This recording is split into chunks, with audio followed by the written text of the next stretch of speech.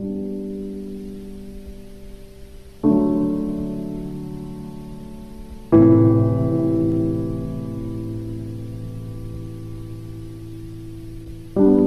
were hunters and foragers.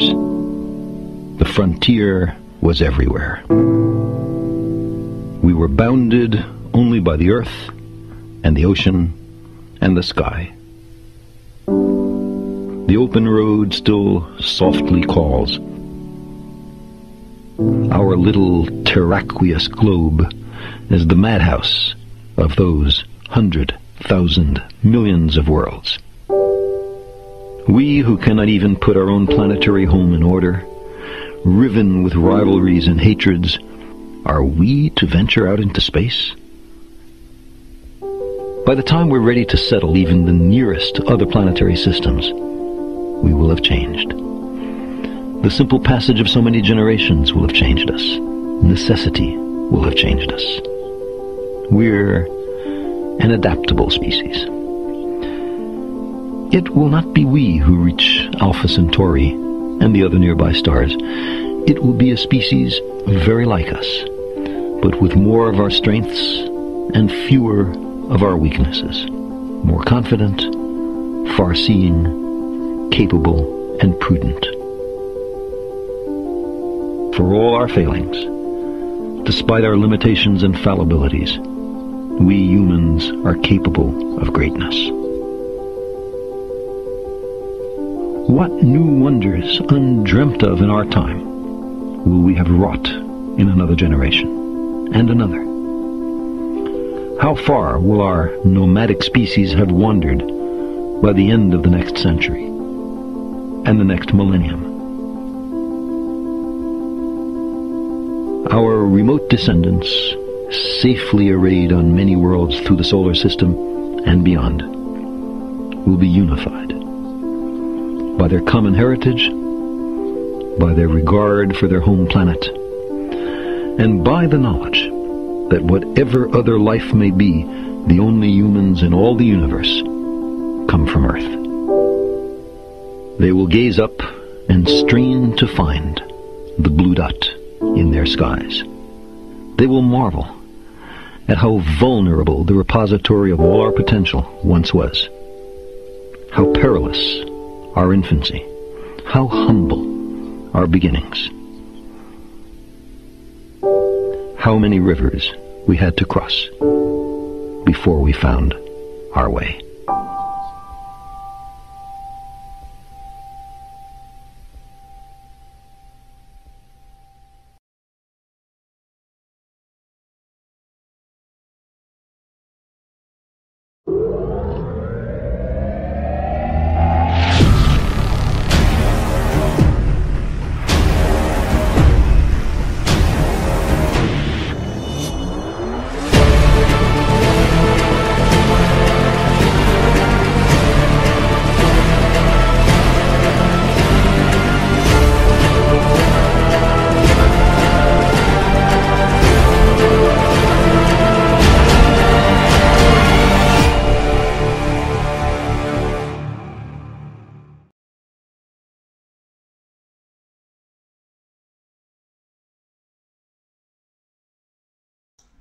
Great, excellent, thank you.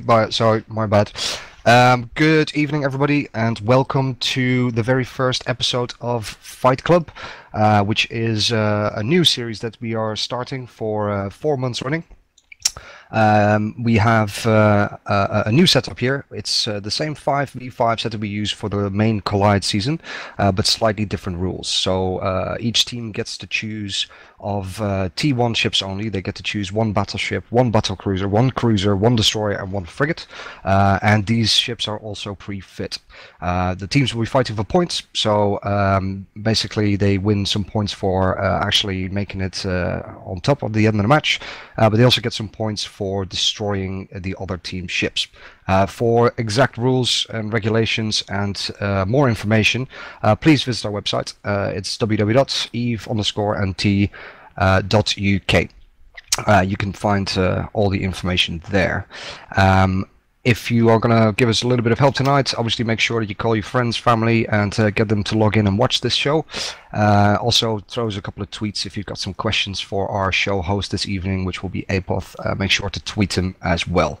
I want to give a quick shout out to our sponsors. The sponsors for this 4-episode season is EveBet.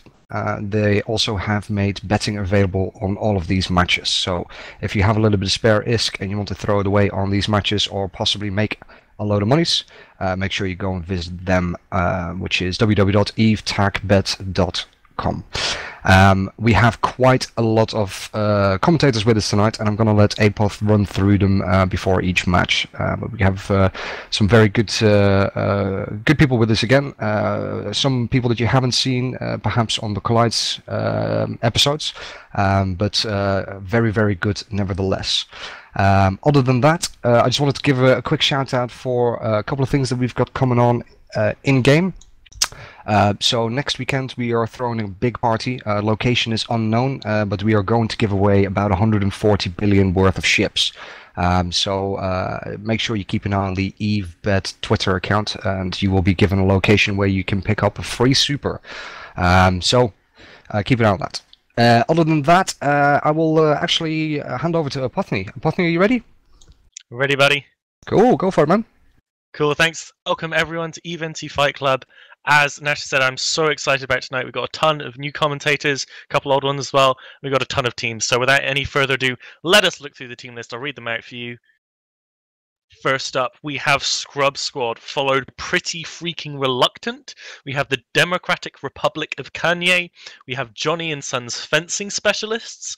We have Team Footwork. We have the Breakfast Club, Public Enemies, Scram Scene Investigation, Hashtag Clever Girls, and Stand In Alliance, Please Ignore, who very kindly stood in at the last minute to take over from a team who had some technical issues and couldn't make it. To be honest, let's also go through the commentators. So let's see who we have here on TeamSpeak. We have, going from the top, we have Hoodie Mafia commentating with us tonight. We have Sully from the Tuskers. We have Etid Guerra. We have Madden Karende. We have Chocolate Rain and Starfleet Commander. Some names you may recognize, some names you may not. Be nice to all of them. They're great guys. We're going to have a lot of fun tonight. And really, I just want to start getting into the matches. So, Bay, can you give me a poke if we're ready to go? We've got about 3 minutes, so I don't know if 3 minutes, chat about okay. the two teams on grid, maybe, and Please, whatever. go ahead. So, let's introduce the two commentators that are going to be casting this match. First up, we are going to be having Hoodie Mafia and Sully. Why don't you guys have a bit of a talk about which teams we'll be seeing first off?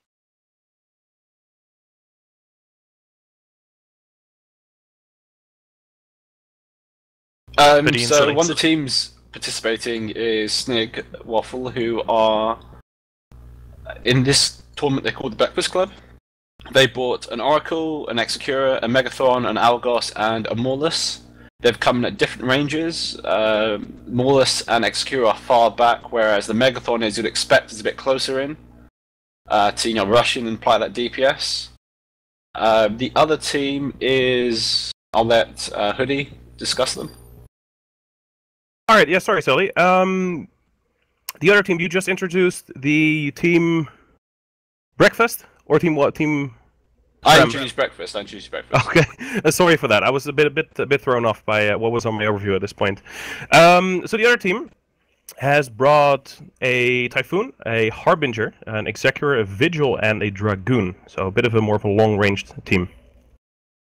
Yeah, it'd be interesting to see how important that Vigil is that they brought in. It means the application of that Typhoon and the Harbinger, which is beam fit, I believe, should be able to track quite well. Whereas the Snig team have gone for an all-in high DPS comp with an Oracle and a Megathron, with a bit of electronic warfare support from that Morlus.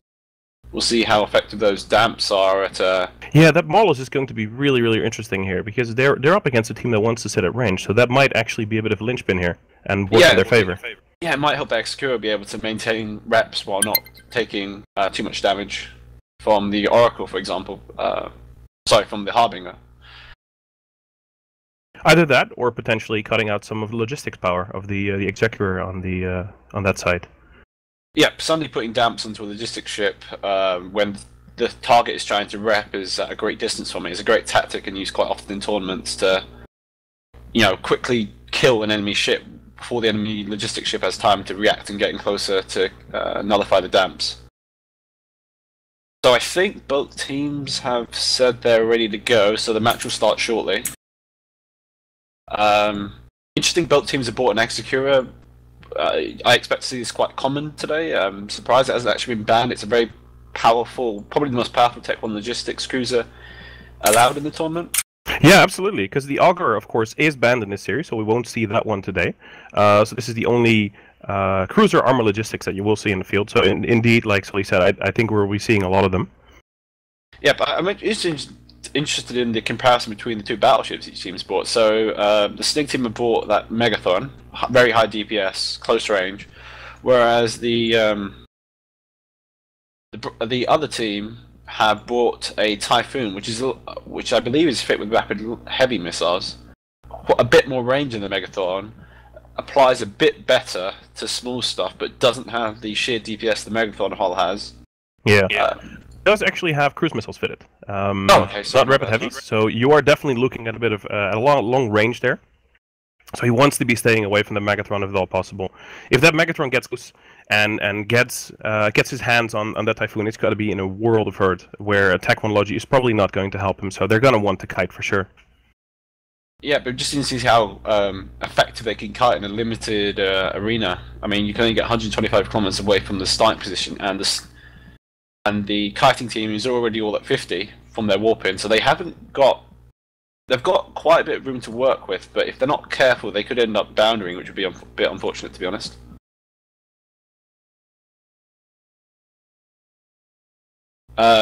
It looks like the teams are now ready to go.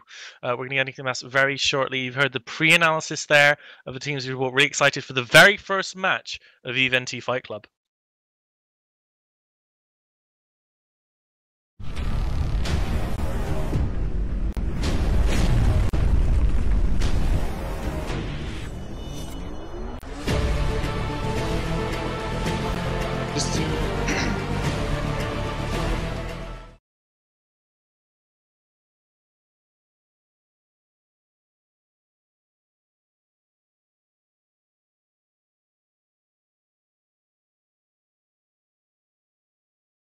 Okay, so as you can see now on your screens, as me and Hoodie have been describing all along, the kiting team all came at 50 with their Typhoon, Harbinger, Dragoon, Executor,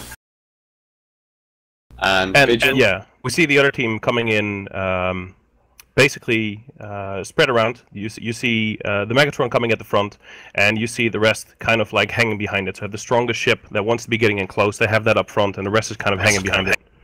And the match has just started. Let's see how this goes. Right, I'm going to keep an eye on this Megathon very closely. It's going to be very important to see where that goes. The Megathon is moving backwards. It looks like they're not actually going in right now. Some drones being dropped, but again, nothing really being targeted right now. We see damps coming over to the Oracle, it looks like. Yep. The Algus is just taking a bit of damage. I'm assuming the Typhoon is be able to get a lock on it. Yeah, he's taking tons of damage. He needs to get reps from this Executor right now, or he's going to be in a lot of trouble. This is quite interesting. Can he tank? It's quite big volley damage coming on him, like you've said. He does seem to be moving back, though, so he's not going to be in any Scram range or anything. He's moving back from that team, and they're just got their raw application. No Scrams or no webs. Yep, looks like the kiting team is now actually pulling away. It might have also, the Harbinger might have actually pulled out of his own damage range as well as like you say, the Alga's pulling back as well, which is definitely helping. The Vigil is taking quite a bit of damage, but again being wrapped up. The Megathon, as you said at the start of the match, the Megathon is now actually fully rushing in. He's got his MWD on, he's kicking up to 800 meters per second. Let's see how he goes. He's taking a bit of shield damage, so it looks like the other team, the kiting team, is now priming the Megathon, but it's slow damage. It's not coming that strong. I think they're gonna have a really hard time trying to get him off the field. They're definitely trying. There's a good amount of damage coming in on him right now. Let's see if he catches reps. Yeah, I mean, he looks a bit scared. He's slowed down and he's slowly turning back. So I'm not sure if he's not confident his logistics pilot are able to keep him up, or if he's just a bit wary of the incoming DPS. Still, nothing's being tackled, and it looks like the Execure is actually repping the Argos rather than the Megathon, which seems like a good move actually. Yeah, because he's currently taking a hell of a lot of damage. Ooh, that's a lot of damage. Rep drones are on him, but he's still chunking into deep armor. The Algos is now turning back. He's not tackled, but he's in halt. Or not quite. Okay, now he's in halt. He has to be pulling back right now. If he doesn't burn back to his logistics, he's going to be in a world of hurt. His MW, he's just gone back on. I think he turned it off for a cycle. He's so low in structure right now. And there he goes, first blood. Yeah, it's very tricky now for Snig. Their Megathon is again pulling back. They don't want to seem... doesn't seem like they want to commit, which is gonna... When they're at a point deficit right now and the other team has the better range, it's not a good place to be in when you're pulling back. And unable to exert your pressure. They have to start making something happen. The Dragoon is taking damage right now, which is actually considerably further away than the other targets. Yeah, the Dragoon's a bit of an interesting target. I mean, unless they're really confident that they think can break the Dragoon at extreme range, which I thought would be quite unlikely with an Algos. The Maulus has got a bit closer, and now he's taking quite a bit of damage actually now. Half armor. Yeah, I'm not actually sure why he's that close into the fight at the moment. He can kind of damp from further away, and he's putting himself in harm's way. It looks like the Megathon is ignoring the Typhoon. The Typhoon's coming closer to try to nuke out the Maulus. The Megathon is now charging into the backline now that the Typhoon is at the same time, though, this Oracle is taking an absolute pounding from these cruise missiles. We'll see if the Executor can actually keep him up here, because this is going to be sustained damage coming into this Oracle. And that's going to hit just fine because of his big signature. Yeah, also it's worth noting that since the last few tournaments, the repair cycle time of armor repair has actually massively increased. So swapping reps is now much harder than it used to be, which is probably contribute to why that Oracle got to half armor in the first place. Yep, especially when there's no links in the field. The Megathon is now taking a bit of damage, but he's fully committed and he's got a Dragoon tackled. He's going on that Dragoon. He's not applying too well. I think he still needs to slow down and get his webs to apply properly. Yep. There we go. Yeah, now you can see damage going on to that. That Dragoon's getting really low now. Yeah, they're going to be one up each, both taking a destroyer down if this Dragoon actually goes down. But he seems to be taking some reps right now. Yeah, he seems to be tanking somewhat fine now. The individual got 124 kilometers from the boundary, but he's pulled in. He's it's an interesting thing you say that, because this team, also the Executor, is currently hanging extremely close to the edge. Yep, I mean, they're really chancing it here. But the Dragoon's tanking fine. That's quite interesting. I'm not sure how he recovered so well. Maybe he's manually piloting quite well. It looks like the Megathon is actually trying to approach him while he's within a couple of kilometers, which probably isn't the best shout. Yeah, I think he's missing because of that. The Megathon has now tackled the Typhoon, so they've decided. It seems like they've decided to screw going for the small destroyer and now applying all the damage to the Typhoon, who is taking quite a bit of damage, and it's only it's Tech 1 battleship hull. It's not got the most... I think it's a much better target. They've got both the Harbinger and the the Oracle and the Megatron currently applying to it. It's taking tons and tons of damage. Yeah, but he's 20%. Oh, that was a big rep cycle. I assume it was remote reps and local reps landing simultaneously. But like you said, he is going down, and while it looks like the Snig team is tanking somewhat overall, I'm not seeing much damage being applied to Snig. They're actually trying to swap to their logistics right now. He's taking a bunch of damage. If they could take him off the field, the Executor of Kalen on the Snig side, it would absolutely put them in a winning position straight away. Yep, might want to watch out for that Vigil. He's now repositioning himself. He's 102 kilometers away from the boundary, from the center of the arena, sorry. No, he's hovering there. He's comfortable. But yeah, the Snig Executor is now taking a beastly amount of damage, but the Dragoon again has gone really low. He's now still being in Scram web range of this Megathron, which is odd because he swapped off to the Typhoon earlier. Yep, that's a pretty good logistics pilot for Scram screen investigation, because he's recovered the Dragoon in half hull, but might not be enough. He's pulling him though. A bunch of rep drones are also on.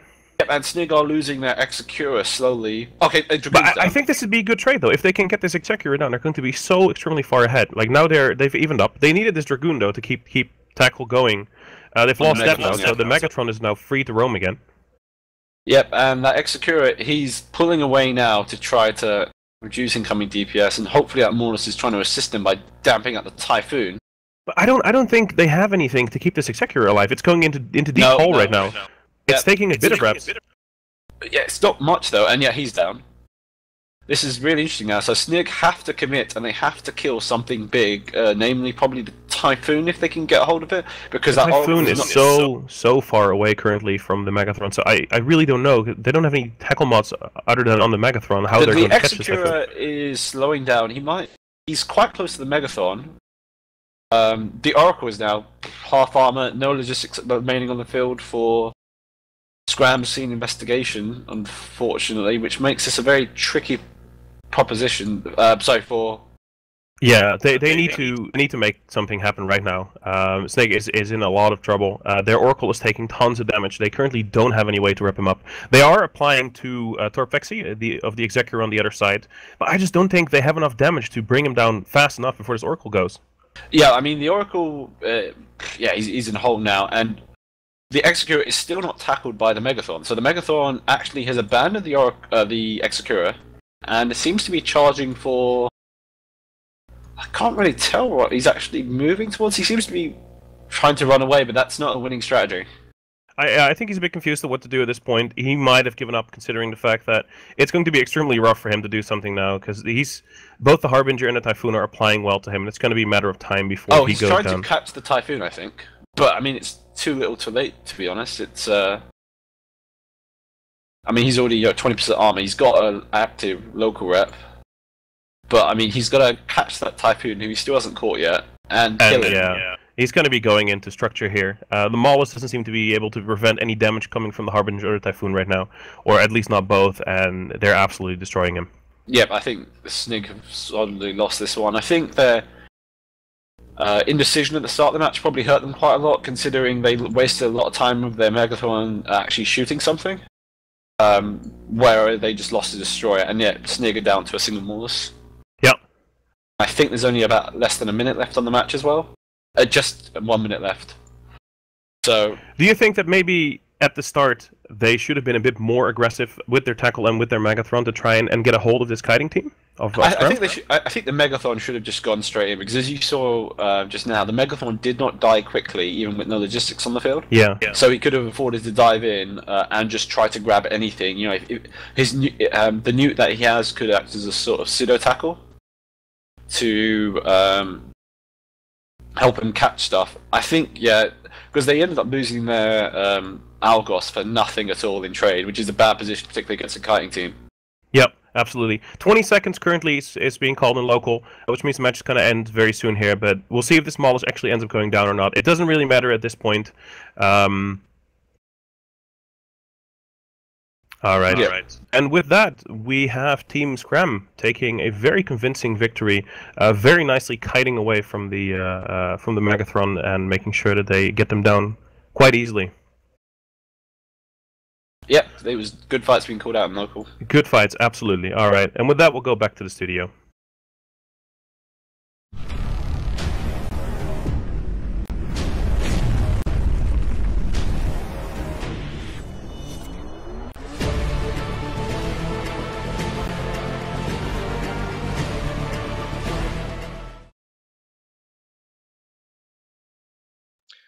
Well, there we have it. My waffles falling under the iron. Those eagle-eyed viewers who noticed that the team names were accidentally swapped around the overview, we apologize for that.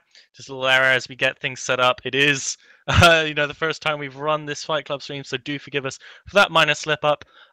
Really cool match. They're really back and forth at the beginning. A lot of different decisions with target calling and positioning. I mean, Madden, what did you think of the first primary choices by each team? Yeah, I mean, I really didn't like the choice by Waffles to go after that. I mean, they didn't really pick a choice at the beginning for a lot of their ships, and what they did, they just chose, they went after the Vigil a little bit, he was taking damage for a little while, and they really didn't make a call. Several minutes in, they're still kind of waiting around and kind of thinking what they want to do. when you're sitting there with a Megathron, you got to apply your DPS, Oracle, they're going to hit you with cruise missiles from wherever they go. So I was just kind of disappointed seeing, I feel like Megathron's a kind of a comp where you're going to kind of go all in. I know they're kind of waiting for a mistake on the other side, but it's really kind of a wasted opportunity, I feel like. Cool. So, Starfleet Commander, we saw two armor teams there, two very different armor teams. Do you think that there was a specific difference in what each comp was capable of against each other, or do you think it was pretty even and it was piloting and decision making that really cut the field there? I mean, we had Typhoon Harbinger. Let's look at the cores for starters. We have Typhoon and Harbinger on one side, then we had an Oracle and Megathron on the other side. The Megathron is obviously inherently going to have to get on top of anything that's going to be shooting. Otherwise, it's going to be doing a bit. It's going to be a bit hindering its fall off. But the Harbinger and the Typhoon can definitely project damage way much more than the other team. Obviously, the Oracle was obviously doing some great damage on on the destroyers and stuff, but it's just not enough burst damage. I think the really interesting thing here is actually the support. It's the Maulus and the Vigil. Like, they're both, especially the Vigil for the Typhoon, that Vigil is so important to their DPS on the smaller stuff, which is why they were getting nice, good damage. You've seen the damage going all over the place on both the teams, especially the Typhoon and Vigil combo. It's just amazing damage, but, both Logi pilots are just doing amazing work, keeping everything up already.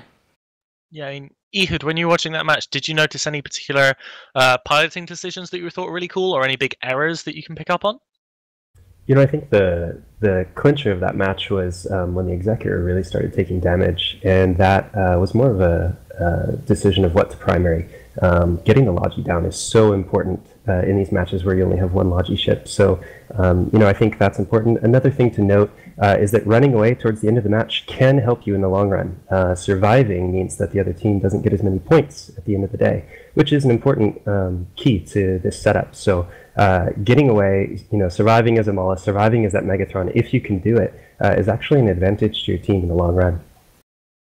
Yeah, to quickly run through the point system, the way it works is that you get 5 points for winning a match. You get 5 points for killing a battleship, 4 for a battlecruiser, 3 for a cruiser, 2 for a destroyer, and 1 for a frigate. All these ships have been chosen for their fittings. You have to choose from a list of fittings. You can find that all on the site. I'm sure somebody lovely will link you to the site with the spreadsheet there in chat as soon as this goes out. What a first match. Rain, I know you get really excited watching spaceships explode. Was this the first match? Did this first match live up to your expectations, to your hopes? Well, it was exciting to watch, but I don't know. I feel like there could have been, better plays, I guess. So, it was exciting, but it wasn't close. And I think the close games are where, I get really, really excited and where it's really, really fun to watch. Sully, as you're commentating, you're a team captain of the Tuskers AT team, very experienced solo pilot. When it comes down to piloting in tournaments, could you speak to more generally about the things that people might not really think about when it comes to personal piloting, if they're used to flying in 100-man fleets where you just anchor up? I think one of the most important things, which was touched upon earlier, was pulling away when you start taking damage, or doing whatever you can to mitigate that incoming damage. It can often be more important for your ship to survive, to be able to help out later on in the match than to just die very quickly off the bat. And it's not some people, particularly in larger fleet fights, you would expect to just stay there and survive under reps and broadcast them all reps, whereas in a smaller format like this, it's not often the case. You're already getting the maximum amount of reps you can get for the logistics ship. So you've just got to reduce the incoming DPS to survive a bit longer. Also, there's a degree of independence you need to be able to have, really, I think, to be a really successful team, whereas your FC will tell you to do something, but if you see the opportunity to do, tackle the enemy logistics, even if your FC hasn't told you to do it, to just go and take it, if you think it's overall a better move than what your FC's told you to do. So how much do you value, personal decision making over having an FC then in the tournament format specifically? I think it's to have both. Obviously, the FC would generally set the tone for how you're going to win a match, how the team is going to win a match. But then you want to have your pilots have the confidence to be able to, know exactly how they're going to execute it. An FC can't really micromanage in the AT, for example, 12 ships buzzing around. It'll FC the fleet, but the individual pilots will have to figure out how best to position themselves, taking into account where the enemy fleet is, where the logistics is, all that kind of stuff. So it's really important. I'd probably put it slightly above being able to take simple orders, because the matches change very quickly, and you've got to have a pilot who will be able to spot that and make a decision without speaking up, waiting for the FC to make a decision, relaying it back to him, and then doing it, because there's a few seconds, the opportunity could be lost. Yeah, I mean, Starfleet, you're another tournament veteran. You've been playing in tournaments probably longer than I've been alive, knowing you. But I want to take it back to the ships. What did you think of the decisions for the ships in these comps? The Breakfast Club versus Team Scram. I mean, what did you think of the composition, pairing all those different hulls together? What did you think of the comp design for our first match here? I think the Typhoon setup is very standard setup. I think it's very, we've got nice projection DPS. The support's very well done. Vigil, and you got an Argos, and that's all great. I just question the Megathron, honestly, as a choice. They bought an Oracle and a Megathron. You got a Mega that is inherently meant to, you want to get on top of something. You need to get on top, right on the guns for that to apply. That everyone saw on the stream. Once it got on top of something, the damage output was really high. But I feel maybe they should have switched that out if they wanted to make it synergize with the Oracle for projecting damage. Maybe gone for something else. That's the only thing I can say. And also, I'm surprised that none of the other teams tried to go for the Logi, especially the Typhoon team earlier on in the match. Like the Xkira's Tech 1 cruisers, everything's Tech 1 here, so the tanks are inherently less. So I was waiting, for them to start to go for the Xkira, because it won't be able to tank all that much. There's a lot of damage, and it's only a Tech 1 cruiser hull. So I was very surprised that it didn't happen until very late in the match that the FCs for both sides started to try and test the Logi's tank. Suetonia, I've left you to last to think about that match. Do you have any thoughts you'd like to add to what you thought about our first match of Fight Club? I thought it was a pretty good match, I guess, even though nothing really happened because it went to full time. I think the Megathron should have committed a lot earlier. Cool. We have our next players arriving on field. It's going to be the Democratic Republic of Kanye versus what I called before stand-in team Please Ignore. In fact, that was the wrong name. I apologize to the test pilots. They have requested that they be referred to as Team Dank Memes. So it is the Dank Meme teams going up against the Democratic Republic of Kanye. We're going to have Suetonia and Starfleet Commander casting this for you guys. So why don't you two tell us a little bit about what you hope to see coming?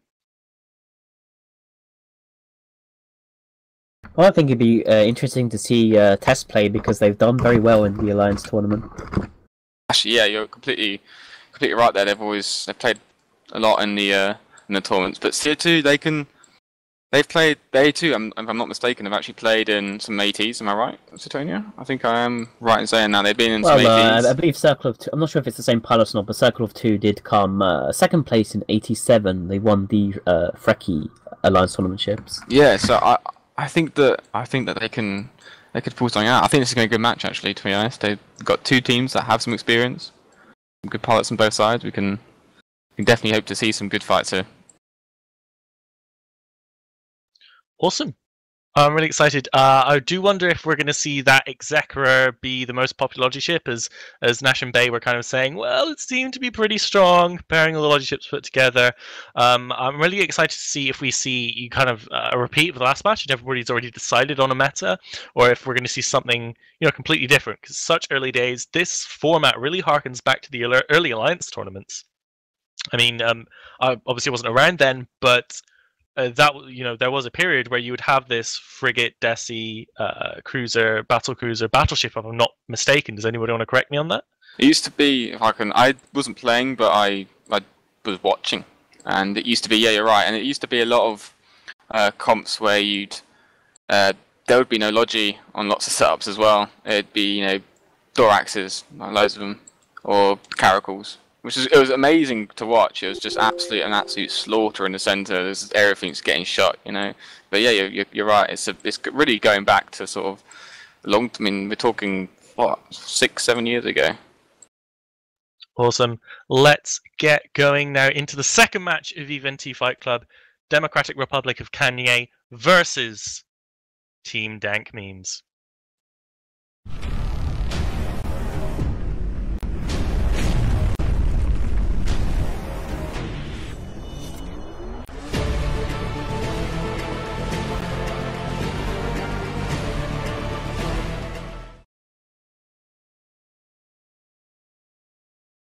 Hi, I'm Antonio, and I'm joined with Starfleet Commander. We've got this match for you, Test versus Circle of Two, who are going under the name Kanye for this match. Just to give you the Circle of Two team, they've got an Abaddon, an Oracle, an Executor, a Dragoon, and a Rifter.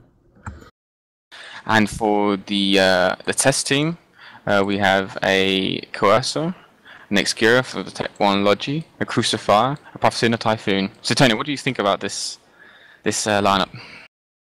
Well, I'm not sure I like the Circle of Two Rifter very much in this format. I mean, they've got the Executor. I think there's a few more ships that they could choose that'll be a bit tankier, like an Incursus or something. They'll be almost as fast. Yeah, I agree, and I think the Crucifier is going to do some great work against the Kanye team. Wouldn't you agree? Lots of track and disruption for their 2 Amar ships. It's going to be very effective on them. But I completely agree with the Rifter. I think that's a bit of a weaker frigate, wouldn't you agree? We just had one, I think we had someone DC, actually. Yeah, a Dragoon from the Circle 2 team just disconnected. So what do you think about battleships in this format? We've seen the Typhoon perform very, very strongly in the first match. We have an Abaddon on the Circle of Two side. What do you think about the Abaddon? Because a lot of people didn't rate it very highly. I think the Abaddon, it's got a good tank. It's got a good damage protection. It does do a lot of DPS, but a lot of the people get put off with it, especially in other tournament formats, because it's very slow. It's got a very bad cap. It really does. If you're shooting and trying to tank, you're gonna run dry really quickly, even with an injector. And these are Mega Pulse. This is a Mega Pulse Abaddon, but I'm definitely favouring the Typhoon, even though the Typhoon in this tournament is actually it's not rapid. Heavy, it's cruise missile, it's so much more stronger than the Abaddon. But we'll see. I mean, we could be completely wrong, and the Abaddon and the Oracle could just chew up the support from the other team. We'll have to wait and see. But of course, they do have a lot of tank on the Abaddon, but they don't have links in this format because they have opted for an Oracle instead of the Prophecy on the Test side. Yes, it's true. No, I also just want to say that I think that we're going to see the Tech 1 Obscura. Wouldn't you agree? Literally, I think that's going to be... We're going to see that a lot, I guess. Seeing as the Caracal was banned for these matches today, I think that does kind of put people off going without a Logi. We've got 20 seconds till the match starts. I'm going to say, Tony, who do you think is going to take this before the match starts? I really like the Test team a bit more than the Circle of Two team. I think I'm going to have to agree with you. We've got 7 seconds. We're going to see how this plays out. I have a feeling that we're going to see some good PvP here. The match has started now. Right, we're seeing some movement, seeing some drones out from the Test side. We've got some DPS drones, a lot of kiting going around. We've got the Dragoon. He's sort of positioning himself. Not much happening at the moment. Yeah, I guess the Abaddon has to go over there in the snail's pace, and he's probably in TD'd right now too, which is helping. I could see some TDs, but I see the Oracle. They're going for a pot shot. The Obscura. They're going to try and see what damage protection we're going for. We've seen the Typhoon going in as well. The Obscura's getting hurt pretty badly actually on the Circle of Two side, although the Crucifier is also taking a bit of damage. That's a good target call from the Oracle and the Abaddon. They need to get the Crucifier down. It's going to be doing havoc towards their guns, but the Obscura has taken a ton of damage as well. And he's now tackled as well by the Dragoon. No, the Typhoon is tackled by the Dragoon. He went straight in, and they're gonna... Looks like the Rifter's got a tackle on him too, so he's probably not clearing that anytime soon. Yeah, exactly. I mean, we have, for drones, just quickly everybody knows, we've got just quickly damage drones. going out, but the Typhoon is taking a lot of damage. Yeah, I mean, like you said, that Baden does ton of DPS if you can keep the guns running on it. He's getting the Typhoon is getting reps, but he's still he's pulling back now. I mean, they need to decide. They need to think if they're not breaking this Typhoon. This is exactly what happened in the last game, trying to go for a battleship, and I think they need to try and just switch some targets, go for something else to confuse the Logi. I think, I think that it's going to be one of those locked games. I think I think they might be able to break him once his large ancillary runs out of pace, if that's what he's running right now. But I think their X might be in trouble by that time. I think the Excura, the Kanye team's Excura is in a bit of trouble right now. He is being shot by pretty much everything. Whoa, Kawasa just took a massive hit there. Yeah, I'm seeing that as well. She's been shot by the. What's he being shot by? The Prophecy is shooting the cursor. I think he's about to go down. He's got reps. Is he going to catch? He's going to catch. He will catch. He's going towards He has caught reps. I think they need to either decide to stick to the Excura. Still shooting him. Excura is tanking. He's tanking, but he's slightly breaking. He's being neutered as well, but the cursor's bouncing up and down. I mean, now... The test Excura is taking damage now too. Looks like Circle 2 doing a target swap onto him. Yeah, he's taking a lot of damage here. It looks like he might be an active tank because he doesn't have much buffer by the looks of it. And they're trying to trade Excuras here. The Rifter is tackling the test Excura. He's the only guy out there, but I think if these trade two, if they go both die at the same time, perhaps this is going to be very interesting. Oracle's moving towards the test Excura to get damage, and he's going to go down first, I think. Oracle's really close. He's getting closer. It's going to be very... Oh, and the test one, First Blood. CO2, but I think... Yeah, I think this course is probably going to be in trouble now, and it's going to be like the next target call. But it looks like the Circle 2 Excura is going to go down next. That's kind of strange, seeing as Test potentially have links, and that their Excura just died so fast. Yeah, so much faster. Oh, and when they're actually meant to have yeah, you're right, have links. They're meant to have a bit more tank, but the Typhoon is the new damage primary for the Baden and Oracle, and I think... I mean, they can kill the Oracle pretty quickly, which is what they're trying to do, but without the reps from the Excura, I think we're going to see this Typhoon die. The Abaddon, I think, has got the most EHP on the field, wouldn't you agree? I think if they lose the Typhoon... I mean, it's going to take a long time to go down. I don't think they're going to clear the damage quickly. They do have this Crucifier, though. They do have the Crucifier, but I think if they get this Typhoon down, they're doing exactly what they need to do. They need to get some DPS off the field so the Typhoon can just get away from this Abaddon and they can just range track and disrupt, but... He's taking a load of damage right now, and I don't think that he's going to tank enough before the Oracle dies. And he is Scram by the Abaddon, so down. It is right on top of him. The Prophecy does have tackle on the Oracle, though, so he might be going down soon, but they don't have a lot of DPS left on the field. No, yeah, that's what I fear, that the test team has just lost its damage. But I think if this Oracle doesn't die soon, then it's all over for Test, especially if they lose the Coercer, because their DPS is going to be like really low. Yeah, I agree. I think to be honest, even with the Oracle down, they're not going to be able to kill the Baden, and they could just potentially just win on points. But being that said, I think that the Coercer is active tank.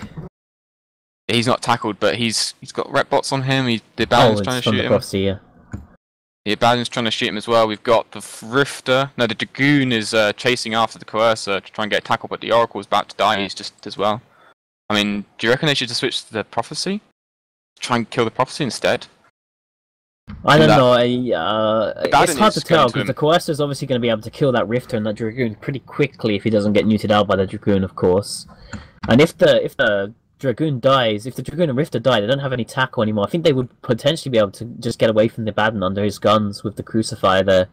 But unfortunately, the Coercer does go down for Test, so their DPS is going to be a lot lower now, and there's no more rep bots on the field. And sorry, the Crucifier has rep bots. Yeah. But... And the Baden, they've got Scrams in the Prophecy. But I wanted to point out the Rifter. Dragoon has got a Scram on the Crucifier too, so he's going down pretty soon. Yeah, I think this is all over for the Test team. I think that the Dragoon's dying, but yeah, but is it good enough? Even if he nukes out the Crucifier's cap, he's not going to be able to disrupt that Abaddon, and the Rifter has capless guns too. Yeah. I mean, the Abaddon is burning away, but for some reason, but I think the Rifter does have the Crucifier though. I think the Rifter's probably going to finish him off, and once the Crucifier's gone, the Abaddon probably shouldn't have any trouble. No, the Crucifier is pulling away. The Crucifier is pulling away. No, he just got popped. Now it's just a Rifter and an Abaddon versus a Prophecy, but 1v1 the Abaddon's going to beat the Prophecy, definitely. I think it's over now. Like, the Rifter might die, but then even then it's 4 points for the Prophecy versus 5 points for the Abaddon. I think the Prophecy's probably going to die anyway. Yeah, he's definitely going to die. But I wanted to point out, we sort of, said the Rifter wasn't good, but that Rifter tackled their Logi. The Kanye team's Rifter tackled the test Logi, and it died. You saw how quickly it died. It melted compared to the other Logi. I mean, it's a very interesting game. Thought it was backwards and forwards, man. Two Logis going down at the same time. It's great, good fun. And the match with that, the match is going to be over as the Prophecy explodes, and I think we'll take it back to the studio.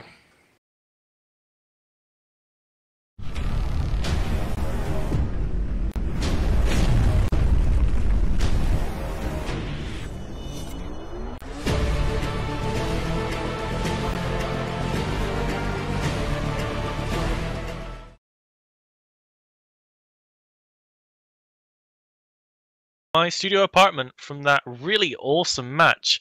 Rain, Ehud, I mean, tell me about the Rifter being the best ship in the game. So, I don't know if you guys noticed, but that Rifter went in and tackled that Logi and pretty much kept, the Logi off the field, and that's how they were able to take Tessa's Logi down first, or Dank Meme's Logi down first. And that pilot was just, kind of bringing Solo back type thing, because he did really, really well there.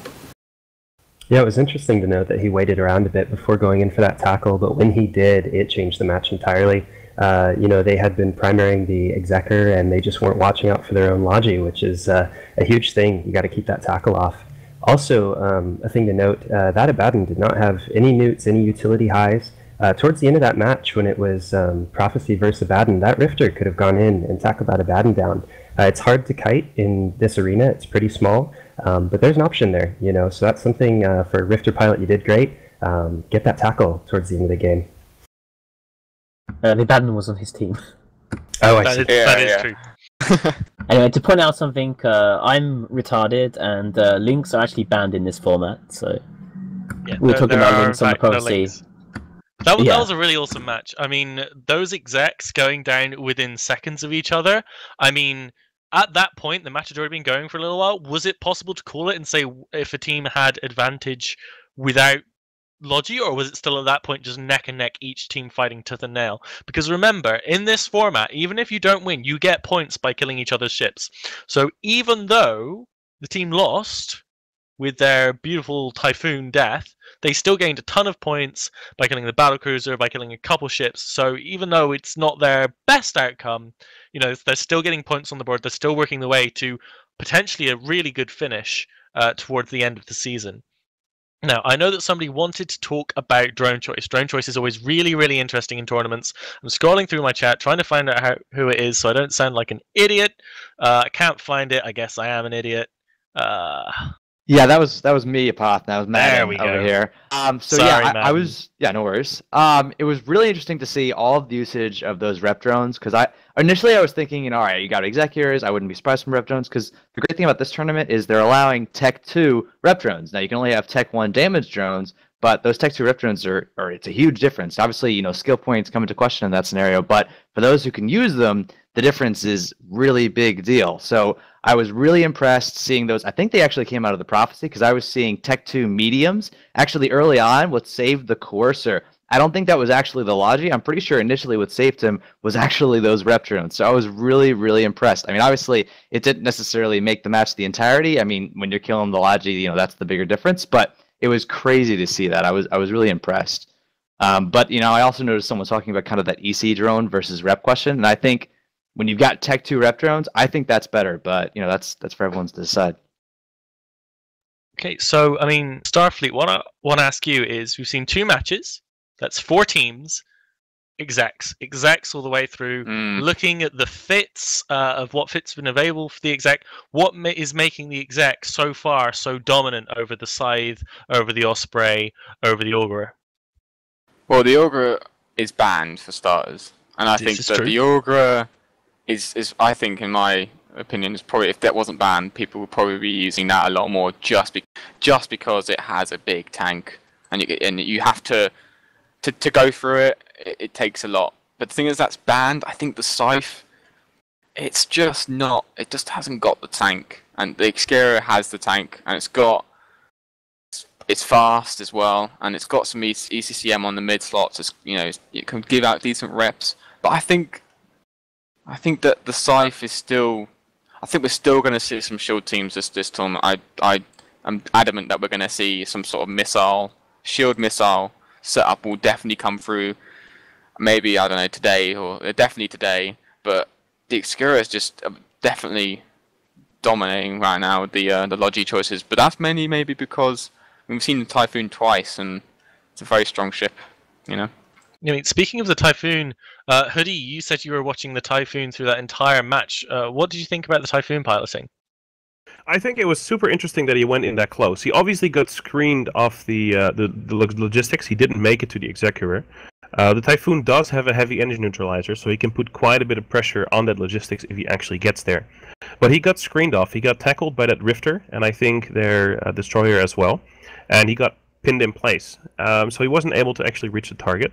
But I think that played a very crucial role later on in the match when both logistics went down. Because at that point, that Typhoon, which is cruise fit and is able to shoot from the other side of the arena, really wanted to run away and just kill, the opposing ships, kill maybe the battleship or the Oracle on their side. But because he put himself in that position at the start, he wasn't able to do that. He was still pinned down, and he went down relatively easy like that. Yeah, I mean, we've now seen a Molus, we've seen a Crucifier. So talking about EWAR in this format, should be noted to the viewers that you cannot have scripts in your EWAR. So no scripts in your TDs, in your damps, nothing like that. Ehud, what's your opinion on bringing EWAR in this format? How strong is it? What's the potential? Is it too much of a risk? Is it really strong? I think when you're looking at the Crucifier, specifically in the Molus, it's really difficult to tell, especially those TDs. If the opposing team is bringing missiles, if you can't apply enough of a TD, you're just not doing any good. And that's a difficulty where you'd rather have the Scram. You'd rather have that Rifter, going hard and tackling for things. So it's tough, especially with the small arena. It's a very bloody type of setup, and so I think that bringing the EWAR is kind of a weak choice. I think you need the screening power of the tackle ships. Yeah, so our third match of the day, moving on quickly, is going to be Scrub Squad versus Public Enemies. Our casters for this match going to be my man Ehud, who just finished speaking, and Hoodie Mafia. Guys, what are you thinking about this coming match? I'm really excited to see this match. We have kind of a little bit of a mismatch here. We've got some really experienced pilots on the Scrub Squad, and then new to tournaments is the Public Enemies team, and I'm really excited to see how they do. Piloting is going to be very important, as these are pre-selected fittings. So I think that this will be quite fun to watch. Yeah, and it's worth noting this isn't a straight bracket like the Alliance tournament, like the Clyde series. So even if you get a horrific matchup first round, it does not mean you're out of the tournament. You can lose your first round, maybe pick off a ship or two, get points, like I was saying earlier, then come through, get a bit more experience, beat everyone else, and still place really, really well in this round robin. So we are going to go straight to the match 3 of Eventy Fight Club.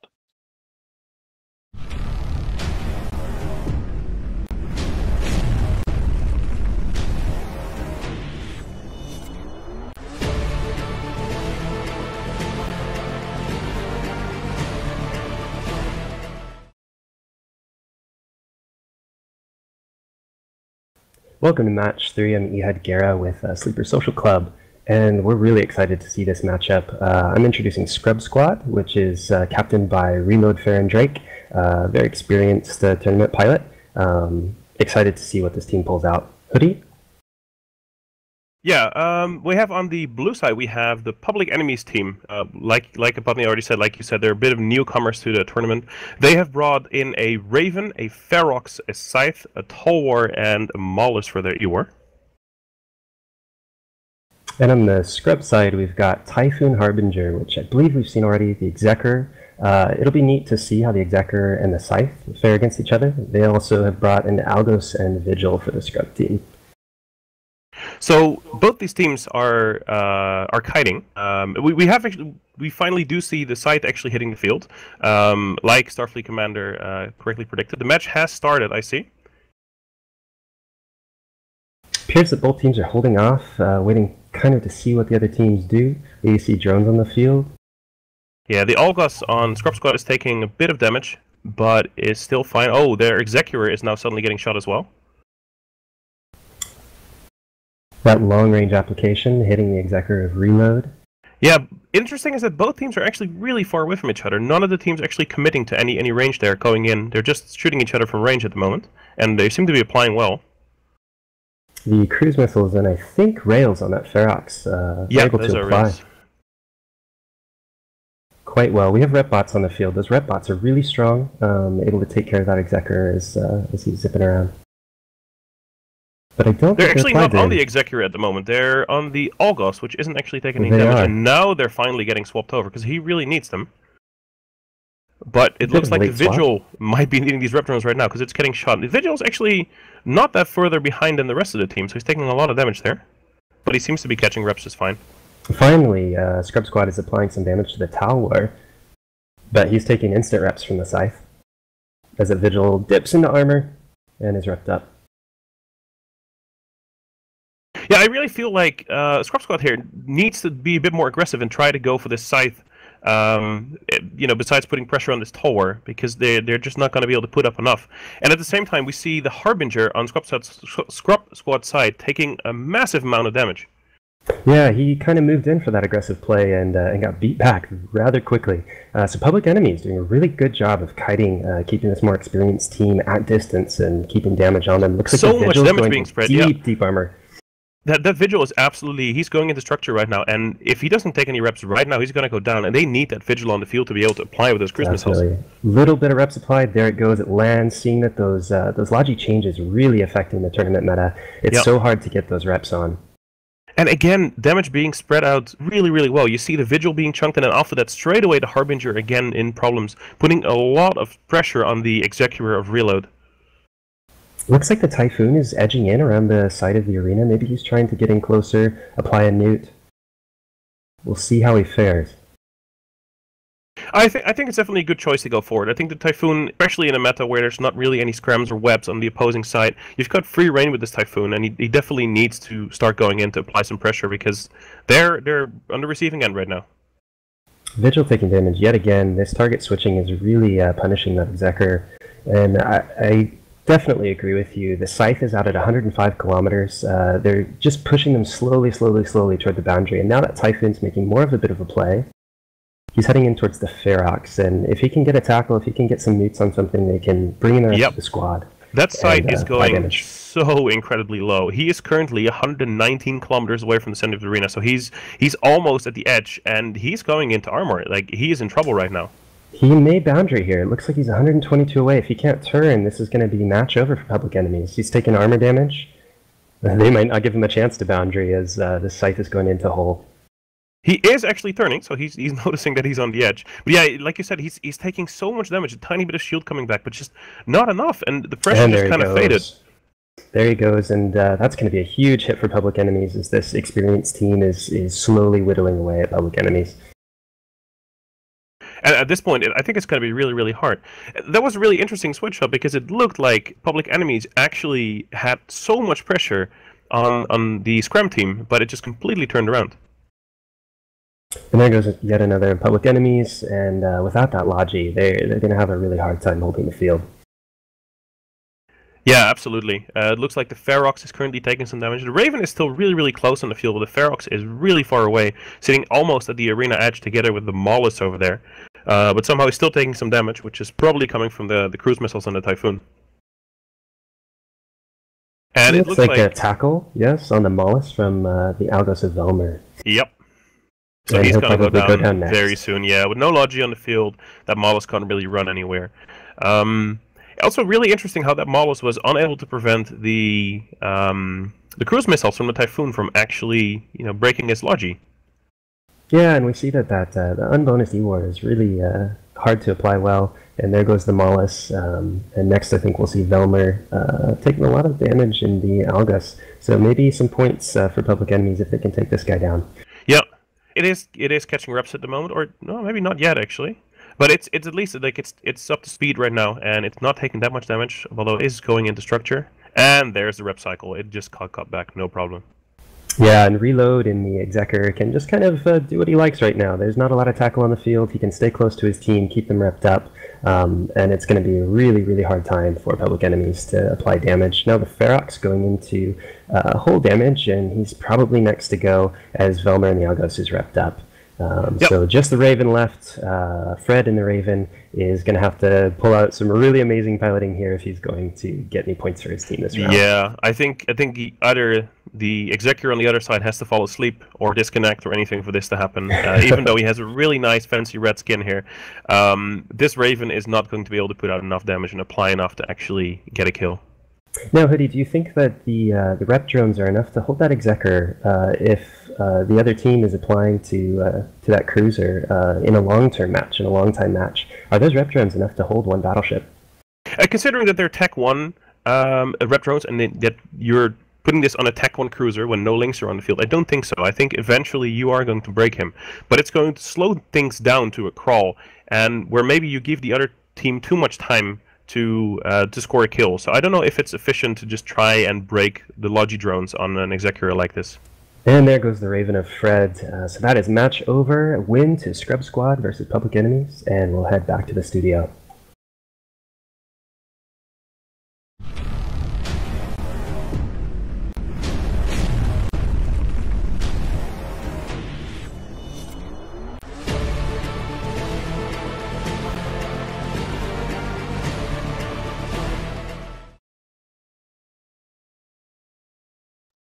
Despite the Ravens game being on fleek, our first Shield team goes down. Starfleet, I know you wanted to talk about this pair of missile comps and how they were working against each other. Go ahead, buddy. I'm interested. The Maulus pick. You saw the Typhoon team add the Vigil to aid their Foon setup. Their Foon. They need the Vigil. I'm surprised why. I mean, the Foon gets a bonus to explosion. I think it's explosion radius, if I'm not mistaken. Let me just double check that. But the Raven doesn't, and I'm interested to why they chose a Maulus over a Vigil, because I think the Vigil would have helped the Raven so much more than a Maulus. I mean, and also I would have thought their Scythe was going down. It's really getting pushed, as Hoodie said in the match. It's getting pushed to the other side of the arena. They were really pushing the entire team across. I think that they should have decided just to go for the Executor. They should have just gone for the other team's Logi at that point, if I was the FC. Cool. Rain, you're saying in chat how that match went completely the opposite way that you expected. What was the turning point for you in that match? I think when they focus fired the Scythe, so the armored team, Scrubs, they were all taking damage at first, nothing was really focused. And then they turned it around and all focused on the Scythe. And once the Scythe went down, it was just a massacre on the Shield team. Nice. Cool. Madden, buddy, like you mentioned as well, I mean, these execs are dominating. I mean, do you want to bring up the fitting sheet for us and run through how the execs are fit? I mean, somebody please link the whole spreadsheet in chat. But if you kindly just run us through how the execs fit so we can kind of see why it might be going so well. Yeah, sure. So I've got that in front of me. So obviously, to an extent, it's standard. You've got the medium armor reps on the exec. What you'd expect. Got some ECCM in there. Dual small cap boosters to just try and keep it going, and that's particularly important when you're looking at a medium ancillary armor rep. So it's just single rep, medium ancillary armor rep. Again, it's a relatively standard fit, but it's a really, really effective, especially in this format. You got 5 people. They have a lot of trouble actually applying their DPS to that ship. It's going pretty quick with that compact micro warp drive on there. It's got a SIG. I mean, obviously it's not as affected. I mean, not structure tank or anything, but it's got plates. It's an interesting fit, and when you compare it to the Scythe, I was just looking at this comparison, and it's got more everything. I mean, you're looking at the Scythe, you've got an adaptive and 2 large shield extenders, and that's pretty much the end of the story. It's got 4 cap power relays, an internal force field array, and that's, marginal difference from a damage control, but it makes a difference. And when you're comparing basically an active tank to something that doesn't have an active tank, it's not surprising why the exec's really a lot more powerful. Yeah. Now, Nash, I know you wanted to come back on and give us a little bit of some shout-out love. Go on, so please come on and give us some shout-outs. I think it's only appropriate. I'm sure I'll go through the list real quick later. I just wanted to make sure that I don't forget that we've had some special help over the last few stressful weeks to get the last couple of bits ready for this. And specifically, we've had a last call in from Biohazard, who's obviously our master streamer for Collides, and we've had to rely him in again, despite him expecting a day off today. We've had to pull him back in. He's streaming again for us tonight, so absolute quality job. I wanted to give a quick shout out to some of our art guys as well. So Rix Javix has helped out at very short notice to get a couple of bits of artwork done. So the video that you've seen, both the larger 30-second opening and the 15-second in between the matches, is his fine work. And again, at short notice, Chunky Lafunga as well has been an absolute hero and made a couple of stills for us and made sure that the show looks as slick as it possibly can do. So yeah, I just wanted to make sure that before I completely forget, I give these guys a quick shout out. So thank you. Awesome. Cheers, Nash. Lovely to have you on again. Now, Sully, you are part of the Tuskers, as I mentioned before, experienced solo and small gang players. To my knowledge, in solo and small gang, which tournament play is a form of, Scythes and their T2 brethren, the Scimitar, are known for being really fast, really survivable. They are the favoured logistics ship for many small gang doctrines that take lodges with them. But here, the Scythe kind of fell over and died. What's with that, Sully? I think it's 2 things. I think what makes the Scimitar particularly powerful, like you said, is its speed, which lets it mitigate incoming DPS either because missiles can't apply so well to it, or it can run out of turret optimal range quite quickly. The Scythe here is AB fit, it's not MWD, so it's actually quite slow for a logistics ship in general. Whereas you saw the Execure, for example, run away from the Raven when the Raven got quite close to it. The Typhoon basically just approached F1 onto the Scythe. Nothing the Scythe could do would shake it off. And the other big thing, actually, I just realised is what the other thing which makes shield logistics quite powerful is the ancillary shield booster. The Scythe can't fit one, or not, at least not an extra large one, so it's a buffer fit, which was alluded to before, whereas Excura is a plate and a rep fit. So it means that the Scythe just slowly got ground down. Like the application of the Typhoon onto it was quite slow. It didn't suddenly go down, but it couldn't pull away and it couldn't rep itself up, so it just slowly died from a Typhoon. Whereas Excura could just quickly burn all the way to the other side of the arena if it needed to, rep up, and then turn around and go back in for reps. Which was actually quite a big deal when the shield team was the kiting team, and they were limited at how far they could pull away by the fact their Scythe could only go 1 kilometer per second. Cool. We in fact have some of your friends playing in the next match, I think. So it is going to be Team Johnny and Sons Fencing Specialists versus Team Footwork. Now, the commentators for this are going to be Madden and Starfleet Commander. So guys, tell us a little bit about these teams, what alliances they're from in game, and get us ready for the match. Yeah, so I'll start us off in here. For Johnny, you've got Tuskers, basically. That's who they are. That's who they're made up of. They're going to be bringing out a pretty cool comp, pretty standard comp. The Typhoon, Harbinger, Execure, Algos, Mollis. We've seen it before. Basically, know to love it already. Not much to say except that it's really effective, and they're up against something really interesting. So Starfleet, you get all the fun. Yeah, so we got Team Footwork, which is another team that is played and has got some experience behind them as well. So this is going to be a great match, and we have a very interesting setup. I'll wait until the match starts, and then we can talk about the setups. But as per piloting, I think that you're right, man. And we've got a lot of people here that have played in a lot of tournaments in the past. It's going to be a good fight. I think that you're right in saying that the Tuskers has brought a setup that we've seen a bunch of times before. It's proven to be very sturdy. But let's see how it goes. Yeah, I got 1 minute now. I see they cutting us down, so should be really exciting. I'll let you intro the team. Yeah, call once we're on field. But yeah, I'm really excited. I think Tuskers versus Ministry of Improvement Footwork. That's something you'd see any day, and I'm really happy that we get to do that here. This is gonna be a great one for us to commentate on.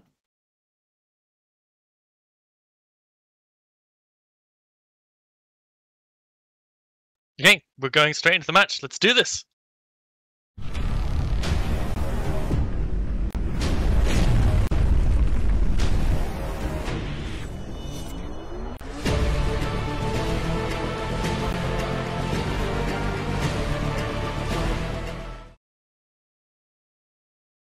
All right, and we're here. We're here live.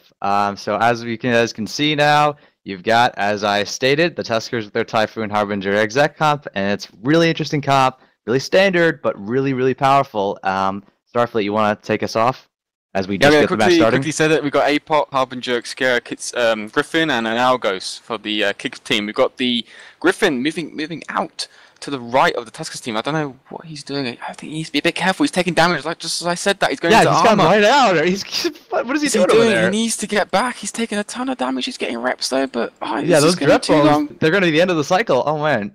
This guy caught it. He's turned around. He's realised it's a mistake, and he's realised that his FC screamed at him, and he's moved back out of the range. We've got the Harbinger and the APOC moving in slowly. I mean, what do you think Tuskers got to do here? I mean, do you think there's a brawl? What do you think? I mean, they've got the opportunity. They've got range with the Typhoon. The Mollusk can hopefully help them out a little bit more than it has for other teams.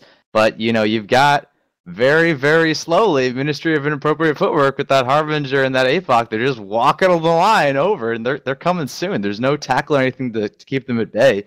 You see those the Vespa 600s. I think that's the first time I've seen EC drones this entire tournament. I'm really interested to see if they do absolutely anything, but should be fun. Both as that teams, Harbinger takes a ton of damage. Yeah, both teams going for the Tech 1 battlecruiser, and I'm pretty sure that Tuskers are pounding the kick Harbinger, doing a lot more damage. I mean, Tuskers is tanking no problem, but we'll have to see which they're gonna have to switch targets somehow. I mean, we're gonna have to see something else to take damage, maybe a quick switch to try and get one of these frigates down, but I mean, both lodges are positioned very well.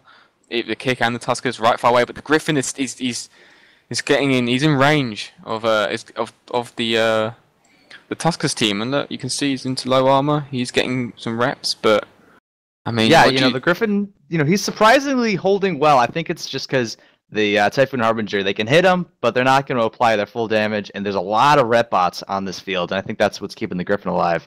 I was just looking at the fit for that APOC, and it's interesting because that's a mega pulse laser fit. You got a tracking computer, and it's also got an infinite amount of tank with a large ancillary rep or below. So that APOC is a really interesting one. Stop. The match is over as we had a Harbinger has just gone 140k from the arena. So unfortunately, due to the rules, I believe the boundary violation and the team that boundary violates, I think their team is. Yeah, that'll Tuskers right out. Yeah, Tuskers I think have lost the match, I believe. So shame, to be honest. I think I feel like they could have won this match. Yeah, like they get the first kill and boundary violate at the same time. That's kind of a whoopsies. Just quickly, I wanted just to point out, even though it's over, the ECM drones. You're talking about ECM drones. They were all on the Typhoon. Everything was on the Typhoon. All the ECM drones were on the Typhoon. But yeah, this ripping local, good fighting local, and the Harbinger. Zoe Fish Pants has unfortunately lost the game for the Tuskers and went 130. Burnt really far away. Trying to get rid of the damage, but you got to watch the arena, guys. Otherwise, you're gonna lose the match. Those pants are definitely soiled. Yeah, and I think with that, we'll go back to the studio and Pop Me can talk more about this.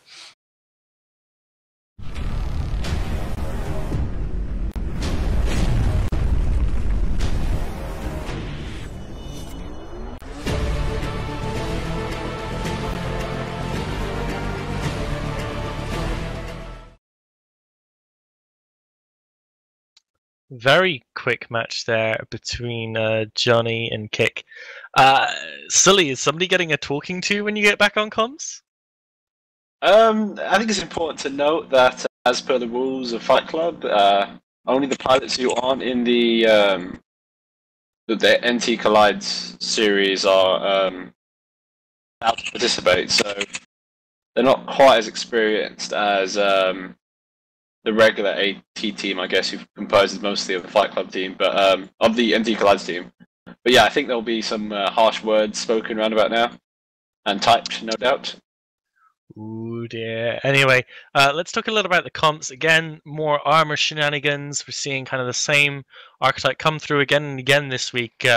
We do intend to change the rules fairly often, change up fits. Obviously, the bans will change from week to week, so we should have a pretty varied set of setups from week to week as we go through this tournament.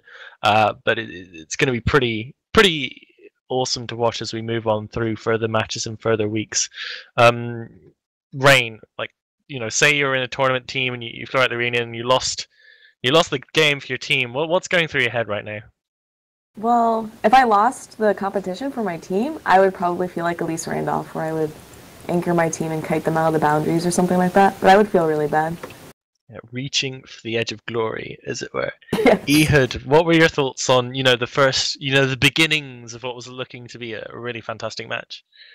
It was looking really great to start out, and that's why it's such a bummer. Seeing the damage on the Harbingers, seeing the ECs versus the medium rep bots, I think was one of the most interesting points of the match.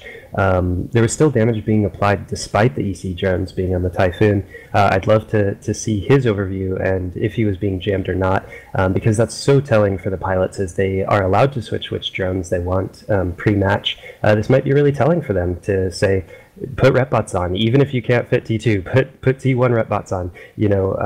That's a really big fitting choice that's usually not so clutch, but in this it's very clutch which drones you choose.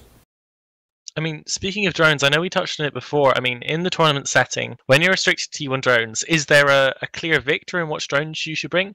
Are there specific drones that you should just never bring? I mean, you're really looking at damage versus Ewar versus Logi. Does anybody have any thoughts on Logi is the clear winner, or Ewar is the clear winner, or it's a battle between two of them, or are all three very valid? What do you guys think? Yeah, I mean, personally, I think Tech 2 Logi drones are more powerful than any of the other options. I mean, obviously, Ewar drones have their effectiveness, but it's kind of a random chance. And if you have no hits with a ton of Ewar drones and that's all you've got, then you basically just wasted, basically a Logi's worth of rep, especially if you've got some battleships on the field. So I think that Logi drone's all the way. But there again, you've been in matches. I mean, personally myself, and EC drones they've just dominated. You can't deny that sometimes you just think, oh, they're going to jam me again. You know what I mean? They can work. That's true. It's true, but I'd take the sure bet of those Tech 2 Logi drones. If it was Tech 1, I'd have a different story. I'd take the sure bet. But many a time I've been in a tournament and I've just said on comms, I'm jammed by like 5 drones, like constantly. But you're completely right. I think that Tech 2 bots are much more stronger in this format. When it's Tech 1, if it's only Tech 1, EC drones can do some amazing things. You can jam out the enemy Logi, and they have no Logi, unless they brought the rep bots, of course, So it's really a toss-up when it's T1. In this setup, T2, all the way, rep bots. I would go for it. I will say, though, those EC drones, if you get some good jams, you are just trolling the other team so hard, because they're freaking out about not being able to apply damage, and you're just laughing all the way to their death. And like I said in that match, that they piled all the EC drones onto the Foon. Not sure if he got a jam though, to be honest, but in the end, they didn't need to do that. There was a rather wonderful video on Reddit. Was it yesterday, or the day before? Was it an Onyx with a ECCM going up against 2 flights of ECM drones and getting jammed a fair bit? What are your guys' thoughts on probability of jams of ECM drones? I thought that video wasn't exact. That's how bad it can get. But Saturno, do you have anything to say for that? Yeah, I think they should just be lock breaker drones. Like, I hate EC drones. I think you're right. On a scale of 1 to Swipple, where do they lie? Well, they're more like like a curable disease, but kind of annoying. But you might have to go to a clinic for it. Like, so we're talking like chlamydia here. Yeah, that sounds about right. Chlamydia drones. Okay, we got it. We got it, guys. Okay, we are approaching our 5th match of the day, which will be halfway through. We're doing 10 matches today. So much spaceship fun to have. We're halfway through. So what I want to do is I want to get guys who are watching the stream, who are in the chat. If you have any questions you want to field to any of the analysts, any of the commentators, feel free to send them to me at CallMeApoth. On Twitter, I'll say it again, it's at CallMeApoth, and I'll field them to the guys between the matches. It can be on topic, it can be off topic. I will be filtering out ones that I deem terrible. So if you're trying to do a funny one, make sure it would appeal to my sense of humor. And remember, I'm English, so that's a pretty high standard to live up to. It's slim. It looks like we are getting ready for the next match. It is going to be... which match is it? It is going to be... There we go. It is going to be Team #CleverGirls versus Team Pretty, who I've lost my eyes on. Pretty Freaking Reluctant is their name. So it's Team Pretty Freaking Reluctant versus #CleverGirls. Our casters this match are going to be Solon and Ehud. Guys, tell us a little bit about who these teams are and what you're looking for in this match. Sorry. So I'm just trying to find the schedule again. Pretty is pre-Fort Republic, effectively. They have brought an very interesting sub, which we haven't seen 2 of their big ships in before, actually, in any of the matches, so this will be quite interesting. We have #CleverGirls, and we brought something fairly typical, I believe. Oh no, they are in the Maelstrom. So Catatonic Dawn in the Maelstrom is the captain for #CleverGirls, and they are a Pandemic Horde team. Really excited to see what they bring here, especially with this very different setup featuring the Osprey, another shield versus Executor, not a scythe this time. So it should be very interesting to see how this holds up. If it's a Brawly shield or a Kitey shield, it'll be very interesting to see. Okay, let's go into this match. Match 5 of 10. It is Team Pretty versus #CleverGirls. Let's do this.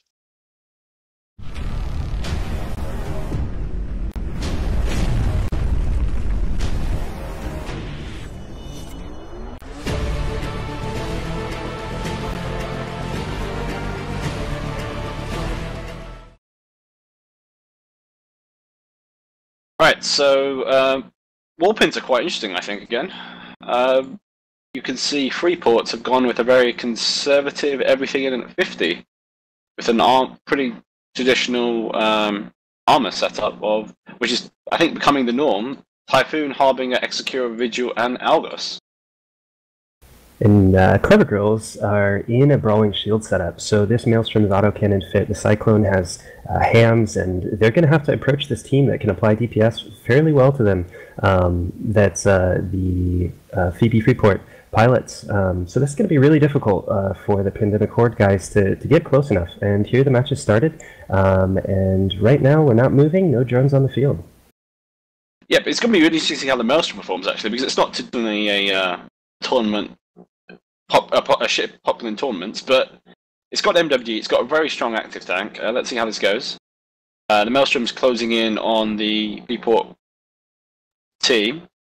It's not and big. The Osprey is taking damage of Brett Thomas, and that application with the Vigil and Typhoon is just going to be really tough for this team, again, as they have to boat into range. Yep, and the Osprey isn't actually moving, so he's got to stop moving soon, otherwise he's going to drop very quickly, I imagine. Armor rep bots have just been deployed by the Freeport Republic team, as you see that Execura is starting to take some damage. And now the Cyclone taking damage as well, as he's burning in for tackle, trying to support his buddy up there who has the Desi tackled. Nobody up there. The Cyclone going in, he's got a Scram now on the Algos. Yeah, the Algos is going very low. The Algos is in hull. See if the Execura can keep it up. Looks like it, but damage is now going onto the Vigil. While the Cyclone appears to be tanking, at least for now. And we know that Breacher having the Vigil tackled is very important, because if that Vigil can be taken down, it'll mitigate so much DPS from the Typhoon. So that'll be a really key thing to watch, as that Vigil goes into deep armor. Yeah, it's kind of interesting that the Freeport Republic team have actually pulled damage off the Osprey and are now trying to presumably kill the Cyclone, which appears to have no issues tanking whatsoever, whereas the Vigil is about to go down. Same with the Harbinger. a lot of damage being imposed by the Pandemic Horde team. And split damage, but it seems that it's working because the Vigil has just dropped, and so that DPS from the Foon is going to be really difficult to apply. The Harbinger now in armor as he's catching reps from the Executor. This is going to be a much tougher match at this point. Yeah, I mean, the Cyclone's taking damage, but I think it's coming down to the fact that the Shield team just has a lot more DPS to apply. With that Maelstrom will do significant more damage than that Typhoon. And you can... Well, the Harbinger's recovered now, which is a bit strange. There's no damage being applied. The Executor's taking some damage. But it doesn't. Yes. The Tower taking damage now. There's so much split damage. It's difficult to tell if this Osprey will be able to pick up the Tower before he goes down. No, he's in deep armor. I think there he goes. No, yeah, there he goes. Breacher's starting to take some damage, and the Osprey is now getting low shields. And he's not tackled, so maybe he can kite away. Maybe he can get away from this team and survive. We'll see how he does. Yeah, I think the key here is going to lose that Osprey, Pandemic Order. I think they just have to make a good trade for it. I mean, if they trade the Execura, their Osprey for the Execura, they should be in a good position with the Cyclone and Maelstrom both having a pretty decent active tank. Neither team's Logi is tackled, so that's a really important thing to remember as you're going into tournament play as these new teams. You need to get that Logi tackled, and also screening. Screening tacklers is very important. Yep, I mean, that Cyclone now is pretty much applying damage to the Algos, whereas the Breacher on the Pandemic Core team is getting low shields but keeps boosting back up again. But the Osprey, took a big damage. It's big hit. It's now in half armor, and again, it doesn't seem like they're getting any damage to stick onto the People Public team. Whereas their Osprey is about to hit. Well, he's in hold right now, and he's gone. And there he goes. There he goes. This is going to be so difficult now as the Breacher is hitting shield and has no reps. Can you see? Does he have rep bots on him? The Breacher. No, I believe it does not look like it. On the Maelstrom or the Cyclone. Actually. Oh, they're stuck on the Cyclone. And there goes the Breacher. I think they're now I think the problem is Pandemic Horde seems to be tunnel visioning onto this Algos, which frankly doesn't really matter. They have to kill the Logi, whereas their Cyclone is now, in hull. And he's completely not tanking. And the trick there is, as they're trying to take that Algos down, that Algos had the Breacher tackled. There was no option to grab that Executor, and so there goes the Cyclone. The Osprey is gone now, the Cyclone is gone. This is going to be just a very impossible situation when you're fighting against that Executor. Yeah, I mean, the Maelstrom has a very strong active tank, but the problem it's going to run into is it's now hard tackled, and it will not be able to apply damage well to the Executor, who is, doing the smart thing and just pulling away. There's no need for him to close in on the Maelstrom. And the Maelstrom's not even tanking that well. I mean, he's already in armor. That's a bit of a... Has he stopped repping for some reason? He has an XLASB, and I haven't seen it boost, so maybe he's given up the ghost. I wonder what he's... Maybe he ran it ahead of time, earlier in the match, and it's on reload. But I mean, he's in hold right now, and you should try to survive as long as possible, because he might be able to kill the... it's over now. Maelstrom. And that's the end of the match. We'll go back to the studio.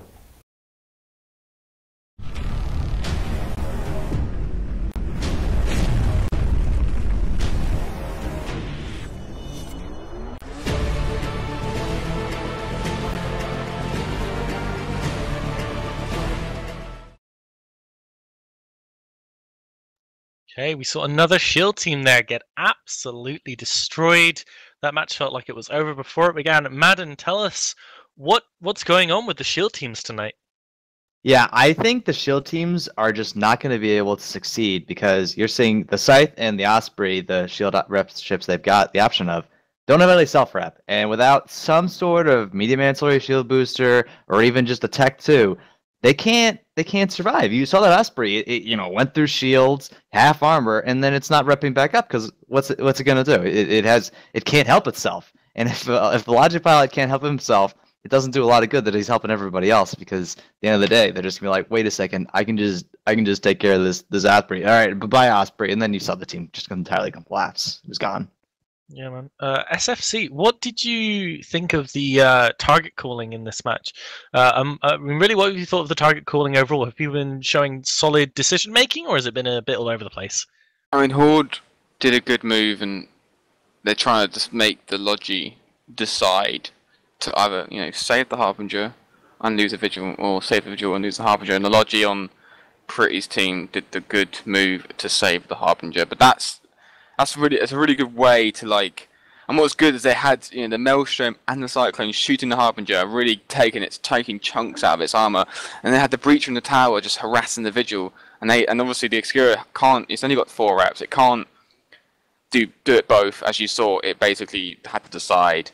But at the same time, just like Madden said, the Osprey and the Scythe, the fits that they have, I feel the Obscura just has the self-repo. You saw him burn around and just kite for a bit and just rep them off. But I actually think that with the Tech 2 bots, and I think they could make it work. I think you could maybe, if they're AB, I think you could potentially make it kind of work. But yeah, we'll see. Yeah, man.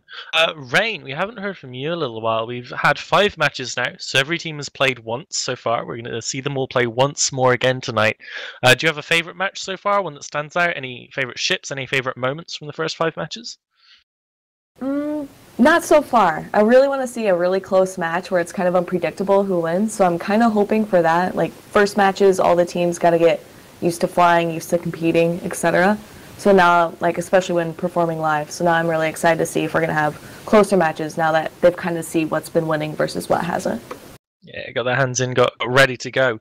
Now, Hoodie, my friend, tell me, we've seen shield setups get destroyed so far tonight. They're just not standing a chance. Madden gave us some ideas of why that might be. Do you think shield can work in the current rules set, or do we need to change the fits around before any shield teams are going to be victorious? No, I absolutely think Shield can work. Shield obviously has a few disadvantages over Armor in the setups that we've already seen, but I think if you play aggressively enough, you pick your ships right, I think Shield can still be extremely strong. I've been able to test a couple of these setups myself in our test runs, and we have been able to make it work there. I'm really excited to see if there's going to be a team that makes the choices for a more aggressive Shield team, and see how that works out. Awesome. So it looks like we've got some points up here. So looking through the matches now, Team Scram have got 2 points. Team Kanye have 20 points. Team Scrub have 20 points. Team Johnny have 20 points. Team Pretty have 20 points. And then if we go to the other side, that's not on the spreadsheet yet. No, wait, yes it is. Yes it is. We're good. Team Breakfast has 19 points. The Team Dank Memes has 9 points. Team Enemies has 0 points. Team Footwork have 2 points. And hashtag Clever Girls is on 1 point. They're not at the bottom, but they are only on 1 point. So this is to everyone. Have you seen any teams you particularly like tonight? Have you seen any really strong showings, really poor showings that disappoint you? I mean, of the teams, like, who's a personal favorite so far? Let's go through the list. Starting with my man, Sutonia. Oh, I really like Team Scrub because there's a lot of like Germans from Warlords and Camel Empire in them. Hoodie? I'm actually going to go with Scram Scene Investigation. Had a really strong first showing, and I think they're going to do really good. Suleiman? I prefer Johnny and Sun's Fence Artist. We've had a little chat over comms after the boundary violation. I think we're in a much stronger place than we were before, and the team will actually deliver as the series progresses. How about you, Ehud? Definitely going to go with Team Scrub as well. Just really good piloting in that match. Madden? Yeah, again, I'm going to have to join the majority here saying Scrub. I think they got it. Rain? Team Scrub as well. Oh, Team Scram being really popular tonight. And Starfleet? I'm actually going to go with hashtag Clever Girls, because I believe that they can make this shield work if they do it again. You can do it, Horde. I believe in you. Clever Girls. Okay, we're getting into the next match. Let's have a little look at the schedule and see who it's going to be. It is going to be match 6. It is going to be Team Scram versus Team Scrub. We're going to have Rain joining us in the casting booth. Rain, is this your commentating debut? Yes, it is. I am so excited for this. You're going to be joined by Madden, who is going to be great, I'm sure. let's have a look at this. It is going to be, as I said, Team Scram versus Team Scrub. If either of you can remember their previous matches, how do you think they're going to pair up? Well, they both won their previous match, so that's always good to see. You want to see winners against each other. It's always a good matchup. I think they both have some good backgrounds. They've played in this kind of environment before. At least they've thought about it. Some really good pilots, and I think it'll make for a fun match to watch. Awesome. Let's go into the match then. Team Scram versus Team Scrub.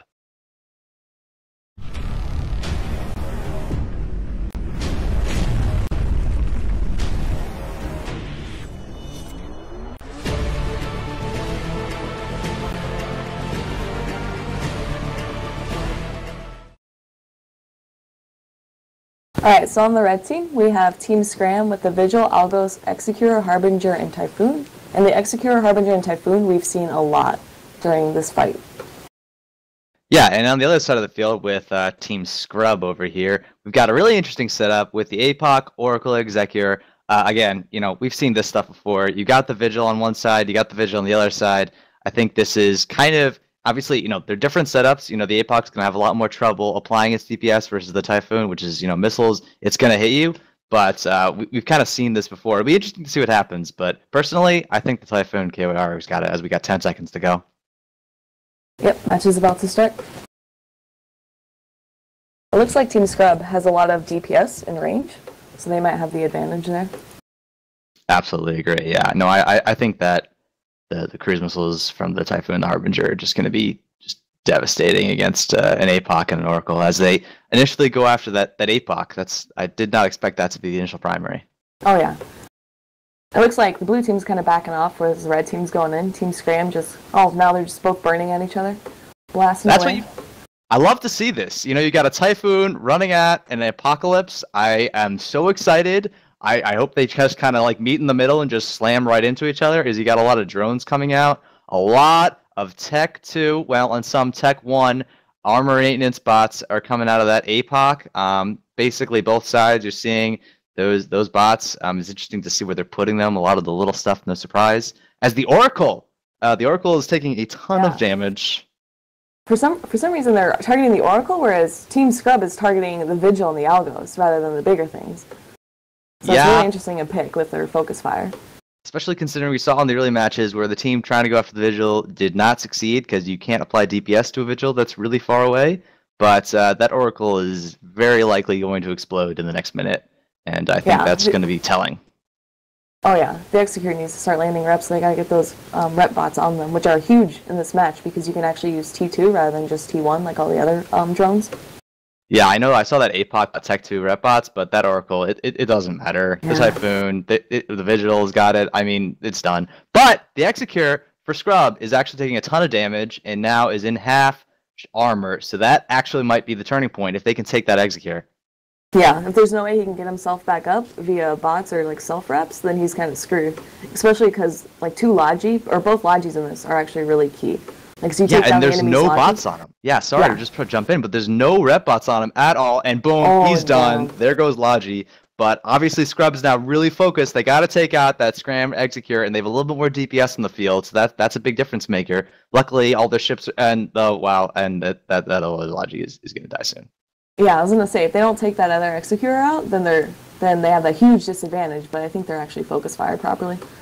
Yeah, obviously they're really good at being like, oh guys, all right, time to take out that Executor. I guess we can't have any more fun after their Logi went down and it died. What was that? 10, 20 seconds later. Yep.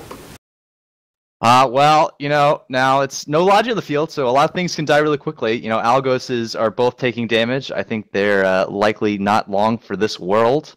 But again, you got to think a Typhoon Harbinger versus an Apocalypse. I'd probably take the Typhoon Harbinger. Oh yeah, everyone seems to be taking Typhoon Harbinger.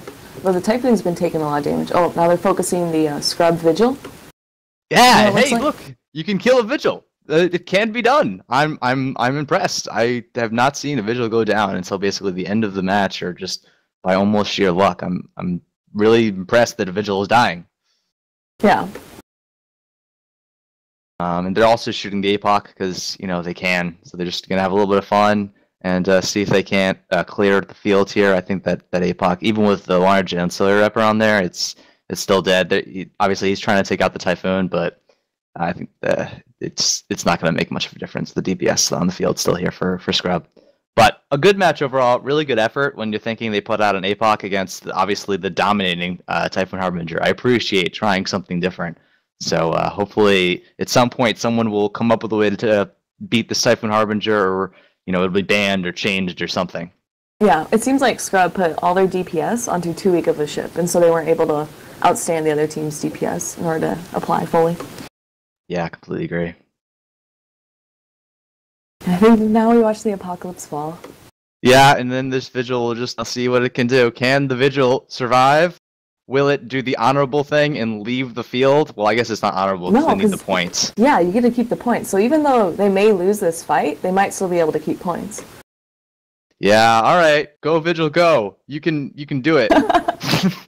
He's over 100 away. He actually might break boundary.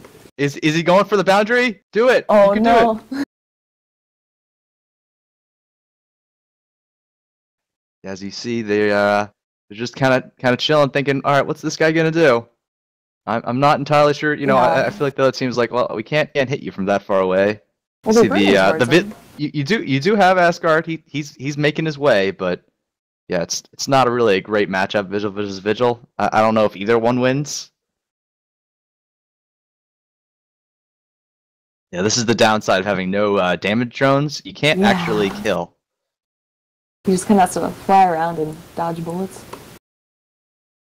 Oh, I know. Maybe he's trying to get the other Vigil to boundary violate. Maybe that's the trick. He's gonna slingshot him outside the boundary. Yeah, he's gonna slingshot the other one out. I don't think that's a good idea. No, look, Asgard's already over 100 away. He's not thinking straight. He's gonna be like, whoopsies, because Megumi, he stopped 124 away. If Asgard leaves this field, Megumi will be literally the biggest hero to ever play this game. I just almost hope that Asgard's like, whoopsies, oh guys. Well, he is 124 out, so if he does manage to stopped.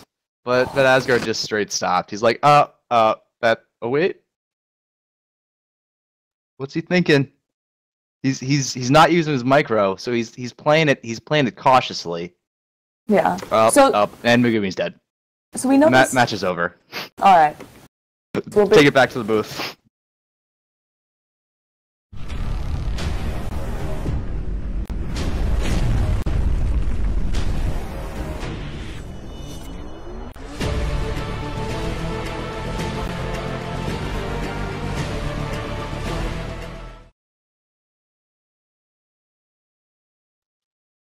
Here we are back again after our 6th match of tonight's 10. Starfleet Commander, we are seeing this Typhoon, Harby, Exec, Algos, Vigil team time and time again. Have we already found the optimal setup for Event Fight Club? Like, what's the deal, dude? What could beat it? I think people are watching these matches and they're seeing it run and win a lot. But as Hoodie and me were just talking in the chat, we think that there's still some setups that could beat it. But I think that people they're gonna tend to lean to this type of setup. It's quite easy to run. It's got nice damage projection. I think that you've got Foon Hub, Execura, Algos, and a Vigil. I think that you've got the Algos for a bit of tackle. You've got good projection. You've got a Hub.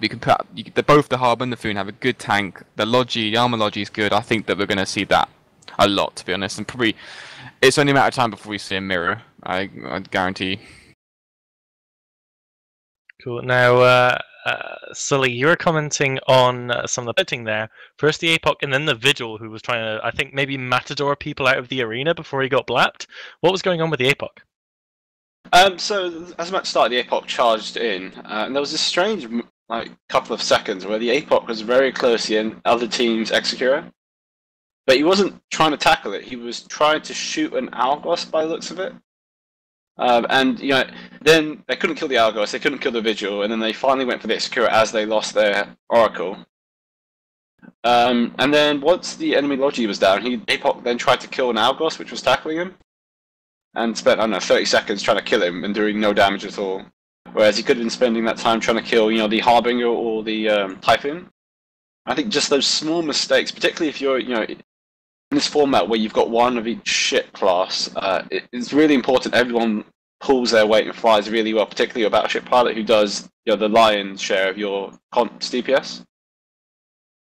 And yeah, I think those seconds of not shooting perhaps the optimal primary really hurt them. Yeah, I mean, does anybody have anything else they want to say about that match? Oh yeah, the Apox flying actually was really questionable in that match. He was at a 90-degree angle to their team, so they had very high traversal to him. Obviously, he'd want to position himself so that they have as low traversal as possible to him. But he was sort of like off the rest of his group, and while they were sort of like approaching the Oracle, he was just getting really bad hits in because his angular velocity was like so high to the other ships.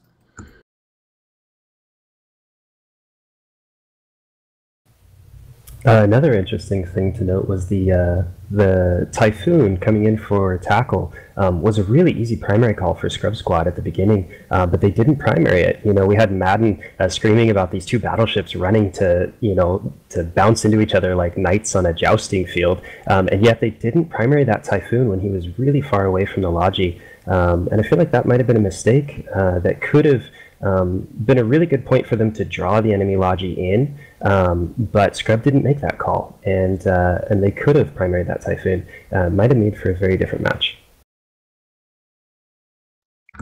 Yeah, I mean, once again, like, these decisions, these piloting errors, this isn't just comp on comp. Like, we're seeing a predominant comp come out, this Typhoon comp, but, the decision making, the piloting is still such a big part of it. We were discussing earlier with Sully why and what's so important. Rain, how do you feel after your first commenting going? How do you feel that went for you? Did you have fun? Yeah, it was actually really fun. I feel like I noticed a lot more than when I'm just casually watching. Yeah, awesome. So our next match, let's have a little look here. It is going to be between... here we go, match 7. It's going to be Johnny the Fencer's Sully's team versus the Democratic Republic of Kanye. We have Team Johnny landing here on grid. We're just waiting for Team Scrub. Not Team Scrub, Team Kanye. This is going to be commentated by Hoodie Mafia and Sully. Just noticing that, actually, never mind. So we've got Hoodie and Sully casting this. Why don't you tell us a little about these teams, guys? Tell us how they've done so far and what you hope to see from them in this match. All right. Well, obviously, the team of Tuskers in this case, that is Johnny, if I'm correct. Played well the last time round or the last game, but unfortunately ran out of the arena edge with their Harbinger. So hopefully they're going to be able to stay in right now. Yeah, I mean, essentially they've actually bought a very similar setup. And yeah, they were the only teams thus far to boundary, despite some excellent attempts last game of trying to get the other team to boundary. Yeah, exactly. The Republic of... Sorry, go ahead. Yeah, on the other side we have the Republic of Kanye, which I believe won their previous series, but I'm not 100% sure. I'm trying to get the match results up right now. I agree with. I tend to agree with you. It was a pretty close match, and I know that much, but I don't know exactly what side did get the win there. I'm sure we'll get that confirmed at some point. Yeah, I think Kanye won the last match yet, which was match 2 for the second match of the day. They had the Abaddons, by the way, just to quickly come in. They had the Abaddons set up. Oh, Kanye beat Test. Yeah, it was 20-9. Those. Cool. Okay. I think we are just about getting ready. In fact, no, we're not. Sorry, that's my mistake. Looking at completely the wrong thing. 2-minute delay here. Sorry. No worries. That just gives us some more time to spend with our friends on comms. Quick reminder, guys, I'm more than happy to field questions you have for any of the analysts or commentators. Send them to me at CallMeApoth on Twitter. Once again, that's at CallMeApoth. Let's have a little look at the chat. We've got some lovely Abaddon coming out from Habit Gaming. We've got some requests from tromboning for some transcoding. You do not want me to get my bone out on stream. I would immediately get banned from Twitch. It is behind me. You can just see its head poking out there. Oh, wait. That went more dirty than I meant it to. Sorry, I apologize. I'm a bad person. No. So yeah, let's talk about the teams. So we've got the Tuskers team now. They are flying under the name Johnny here. They are, a pretty experienced Alliance tournament team. You've entered how many Alliance tournaments now, Sully? So we've entered 2. I think it's worth noting that, and I keep saying we, I believe only 6 of the 10 members of the team are Tuskers. And most of them haven't actually flown in the Alliance tournament before, but obviously they've helped us, particularly with some of the help run some of the practice for the main EVE-NT Collides tournament. Yeah, so when you're an Alliance tournament team, very strong Alliance tournament team, and you're looking to go into this Fight Club event as well as having your main guys in the Collides, how does it come to practicing with each other, with rigging different setups? Do you have to give certain time to the Collides team and certain time to the Fight Club? How do you manage that as a single Alliance? They're basically ran as 2 completely separate teams. We've got some guys who, from the Collides team who help them with this because. Numbers. It's in a 5 versus 5 format. You're not always going to have all 10 of your guys on at the same time to practice. I think there's been a bit of there's been a bit of theory crafting help as well, but mostly we're letting them get the experience they want because rather than us possibly handhold them, because the format is completely different and it is a really good opportunity to get into tournament play at a more casual level than a 12 versus 12 of the Alliance tournament. What would you say to a team that's looking to get involved in something like this, trying a tournament format for maybe the first time? Maybe they don't have any experience, but they, watch the stream, they watch other tournament streams, they go, yeah, we want to get involved in this. What's like the first step in practicing and setting up a team? I think you obviously need to find enough guys to make a team. Particularly in this format, it's not too difficult, particularly if it's a co-op team. I think Test Alliance have this practice they run every week on a Saturday evening on Singularity, which I think is a good way to practice against other teams. Maybe not in this exact format, in a tournament format of some kind, as well as obviously run your own little internal practices or run them against other teams who are possibly more experienced than yourselves. Okay, we do finally have the blue team landing on grid now. A match. I think people are. We're not going to see anything new in terms of setups here, but we are, I hope, going to see some new piloting, some new decision making. So let's go into the match. Match 7? Are we already on 7? We are. Wow, we're on match 7 of EVE-NT Fight Club.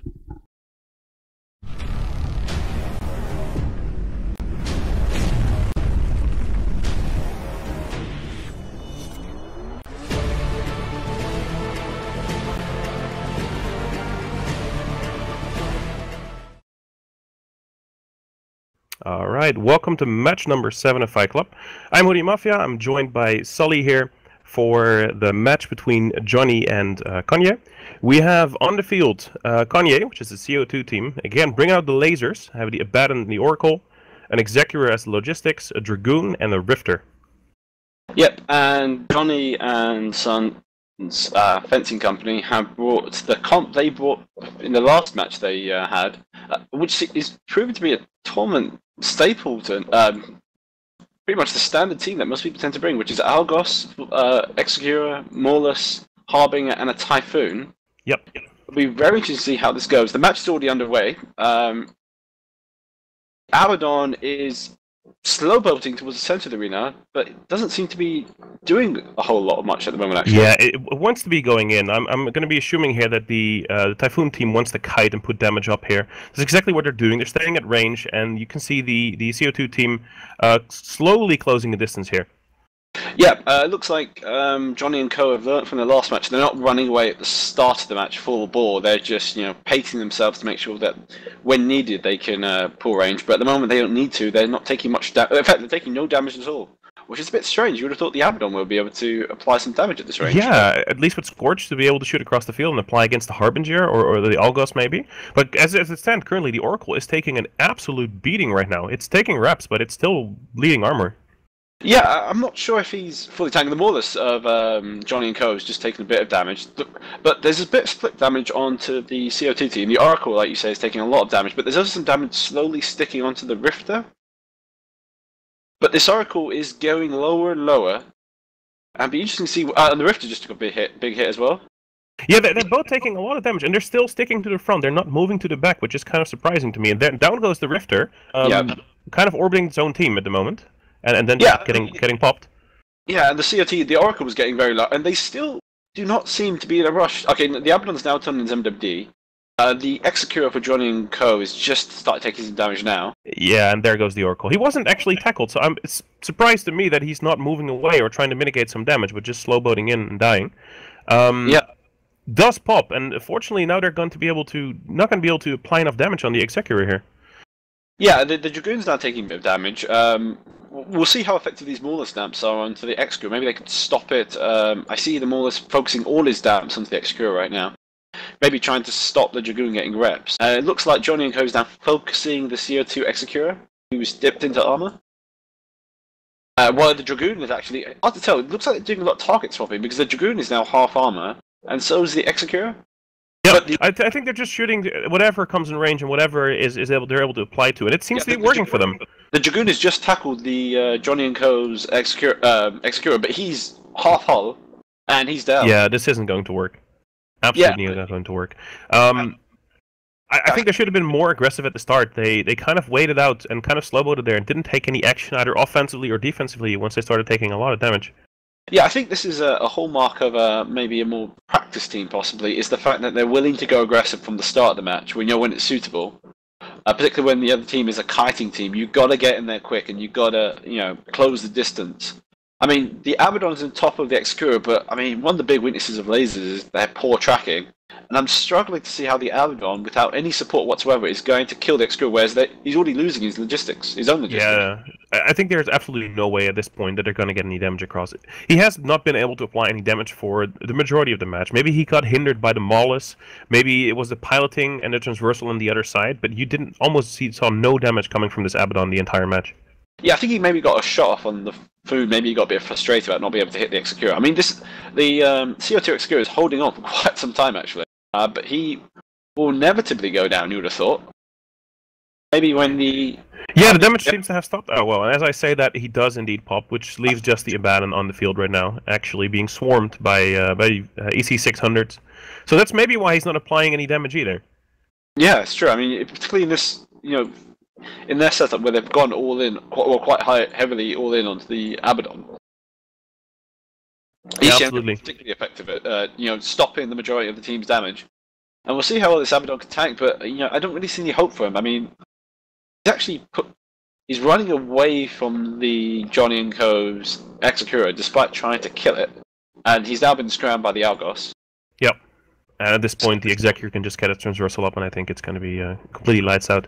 I really, really like how the Tuskers team in this case played. They had a clear target. They made sure it was continuously taking damage. They shot the Rifter as well because it was just continuously staying close as well. And they were just running away, slowly kiting away, and no fear, just moving away and have the match under control the entire time. Yeah, I think one of the other commentators brought up earlier was that for the first couple of matches, I can see teams losing their nerve, being a bit nervous about performing in front of a stage. I think this time, exactly as you said, Johnny & Co. took their time. They didn't start kiting immediately. They only started pulling when they needed to, and they just carefully chose their priming, stuck on them until they exploded, which is a great recipe for success. Despite the Johnny & Co. Execura is getting quite low, but the match is over. He's going to stay alive. Yeah. It was a really, really nice display against a team that maybe should have been a bit more aggressive. All right, with that, we'll move back to the studio.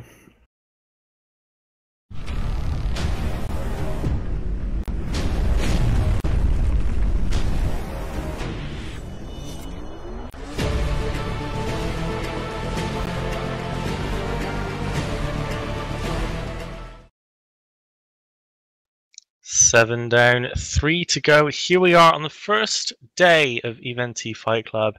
Ehud, buddy, tell me a little bit here about the relative team experience that you said you wanted to mention, with Tuskers picking up a fantastic solid win there, not losing a single ship, bagging them 20 whole points without losing a single one.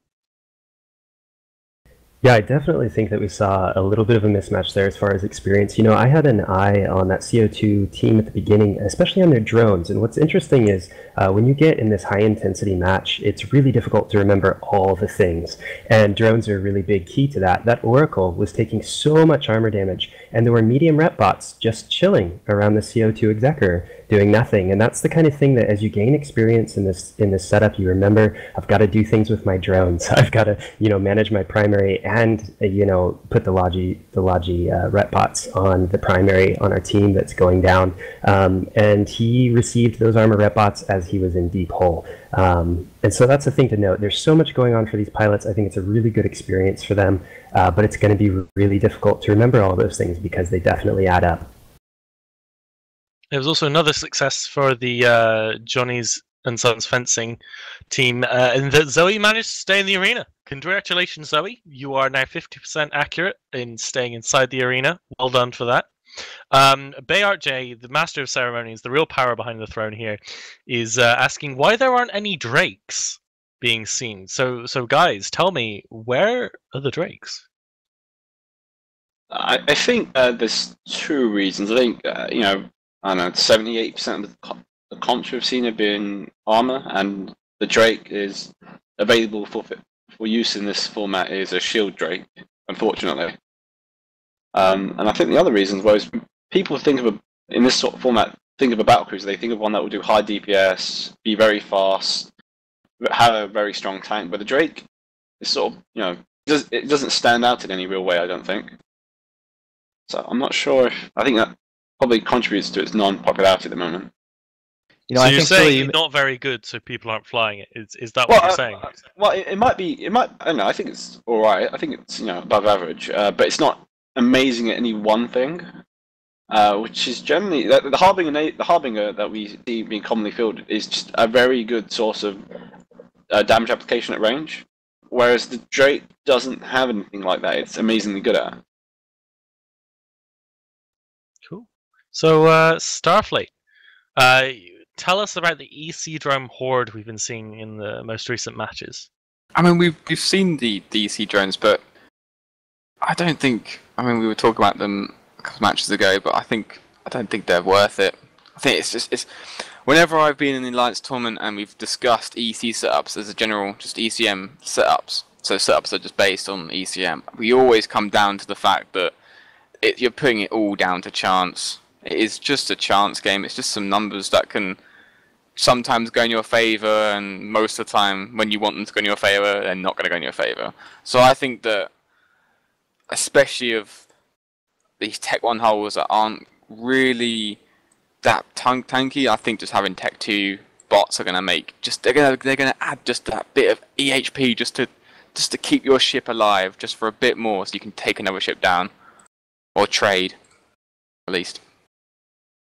Okay, after our Drake discussion, Madden wants to talk about the Armor Drake. I need to let him talk about the Armor Drake.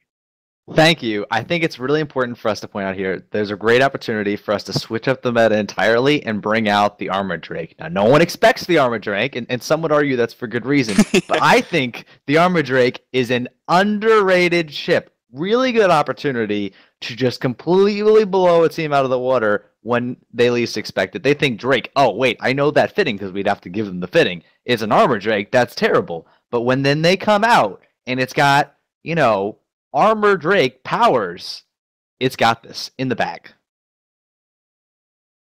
Nice. Okay, we've got the teams for our next match landing on field. Let's have a quick look at who it's going to be.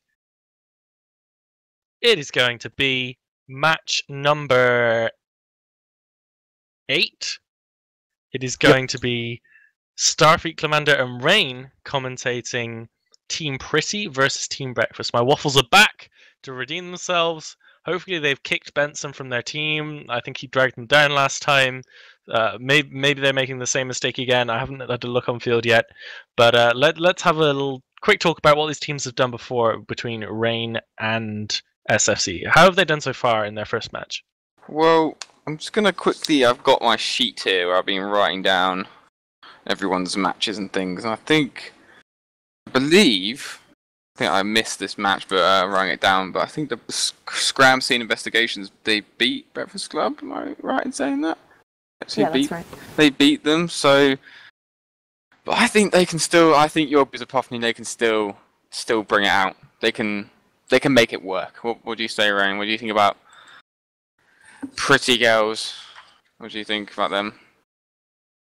I'm not quite sure because I'm thinking Breakfast Club. I think they're bringing the same ships they brought last time. So I'm hoping that they do a lot better with it because I'm pretty sure they lost last time. I don't know. I think that this is going to be an interesting match.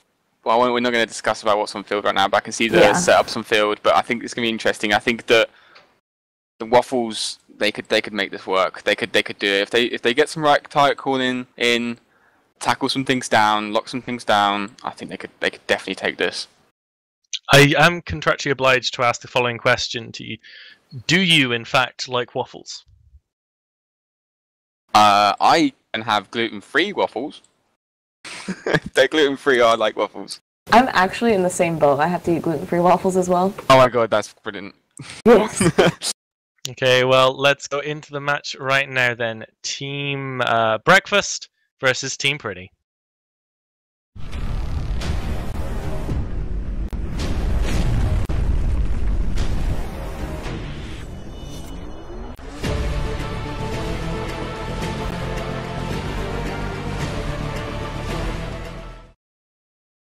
Alright guys, welcome back to the 8th match of the Fight Club today with Waffles against the Team Pretty. We have for the Pretty team, we have a Harbinger, an Excura, a Vigil, an Algos, a Typhoon. So nothing really new, a very standard setup. Rain, what do the Waffles have? Waffles has the Malice, Algos, Executor, Hurricane, and Megathron.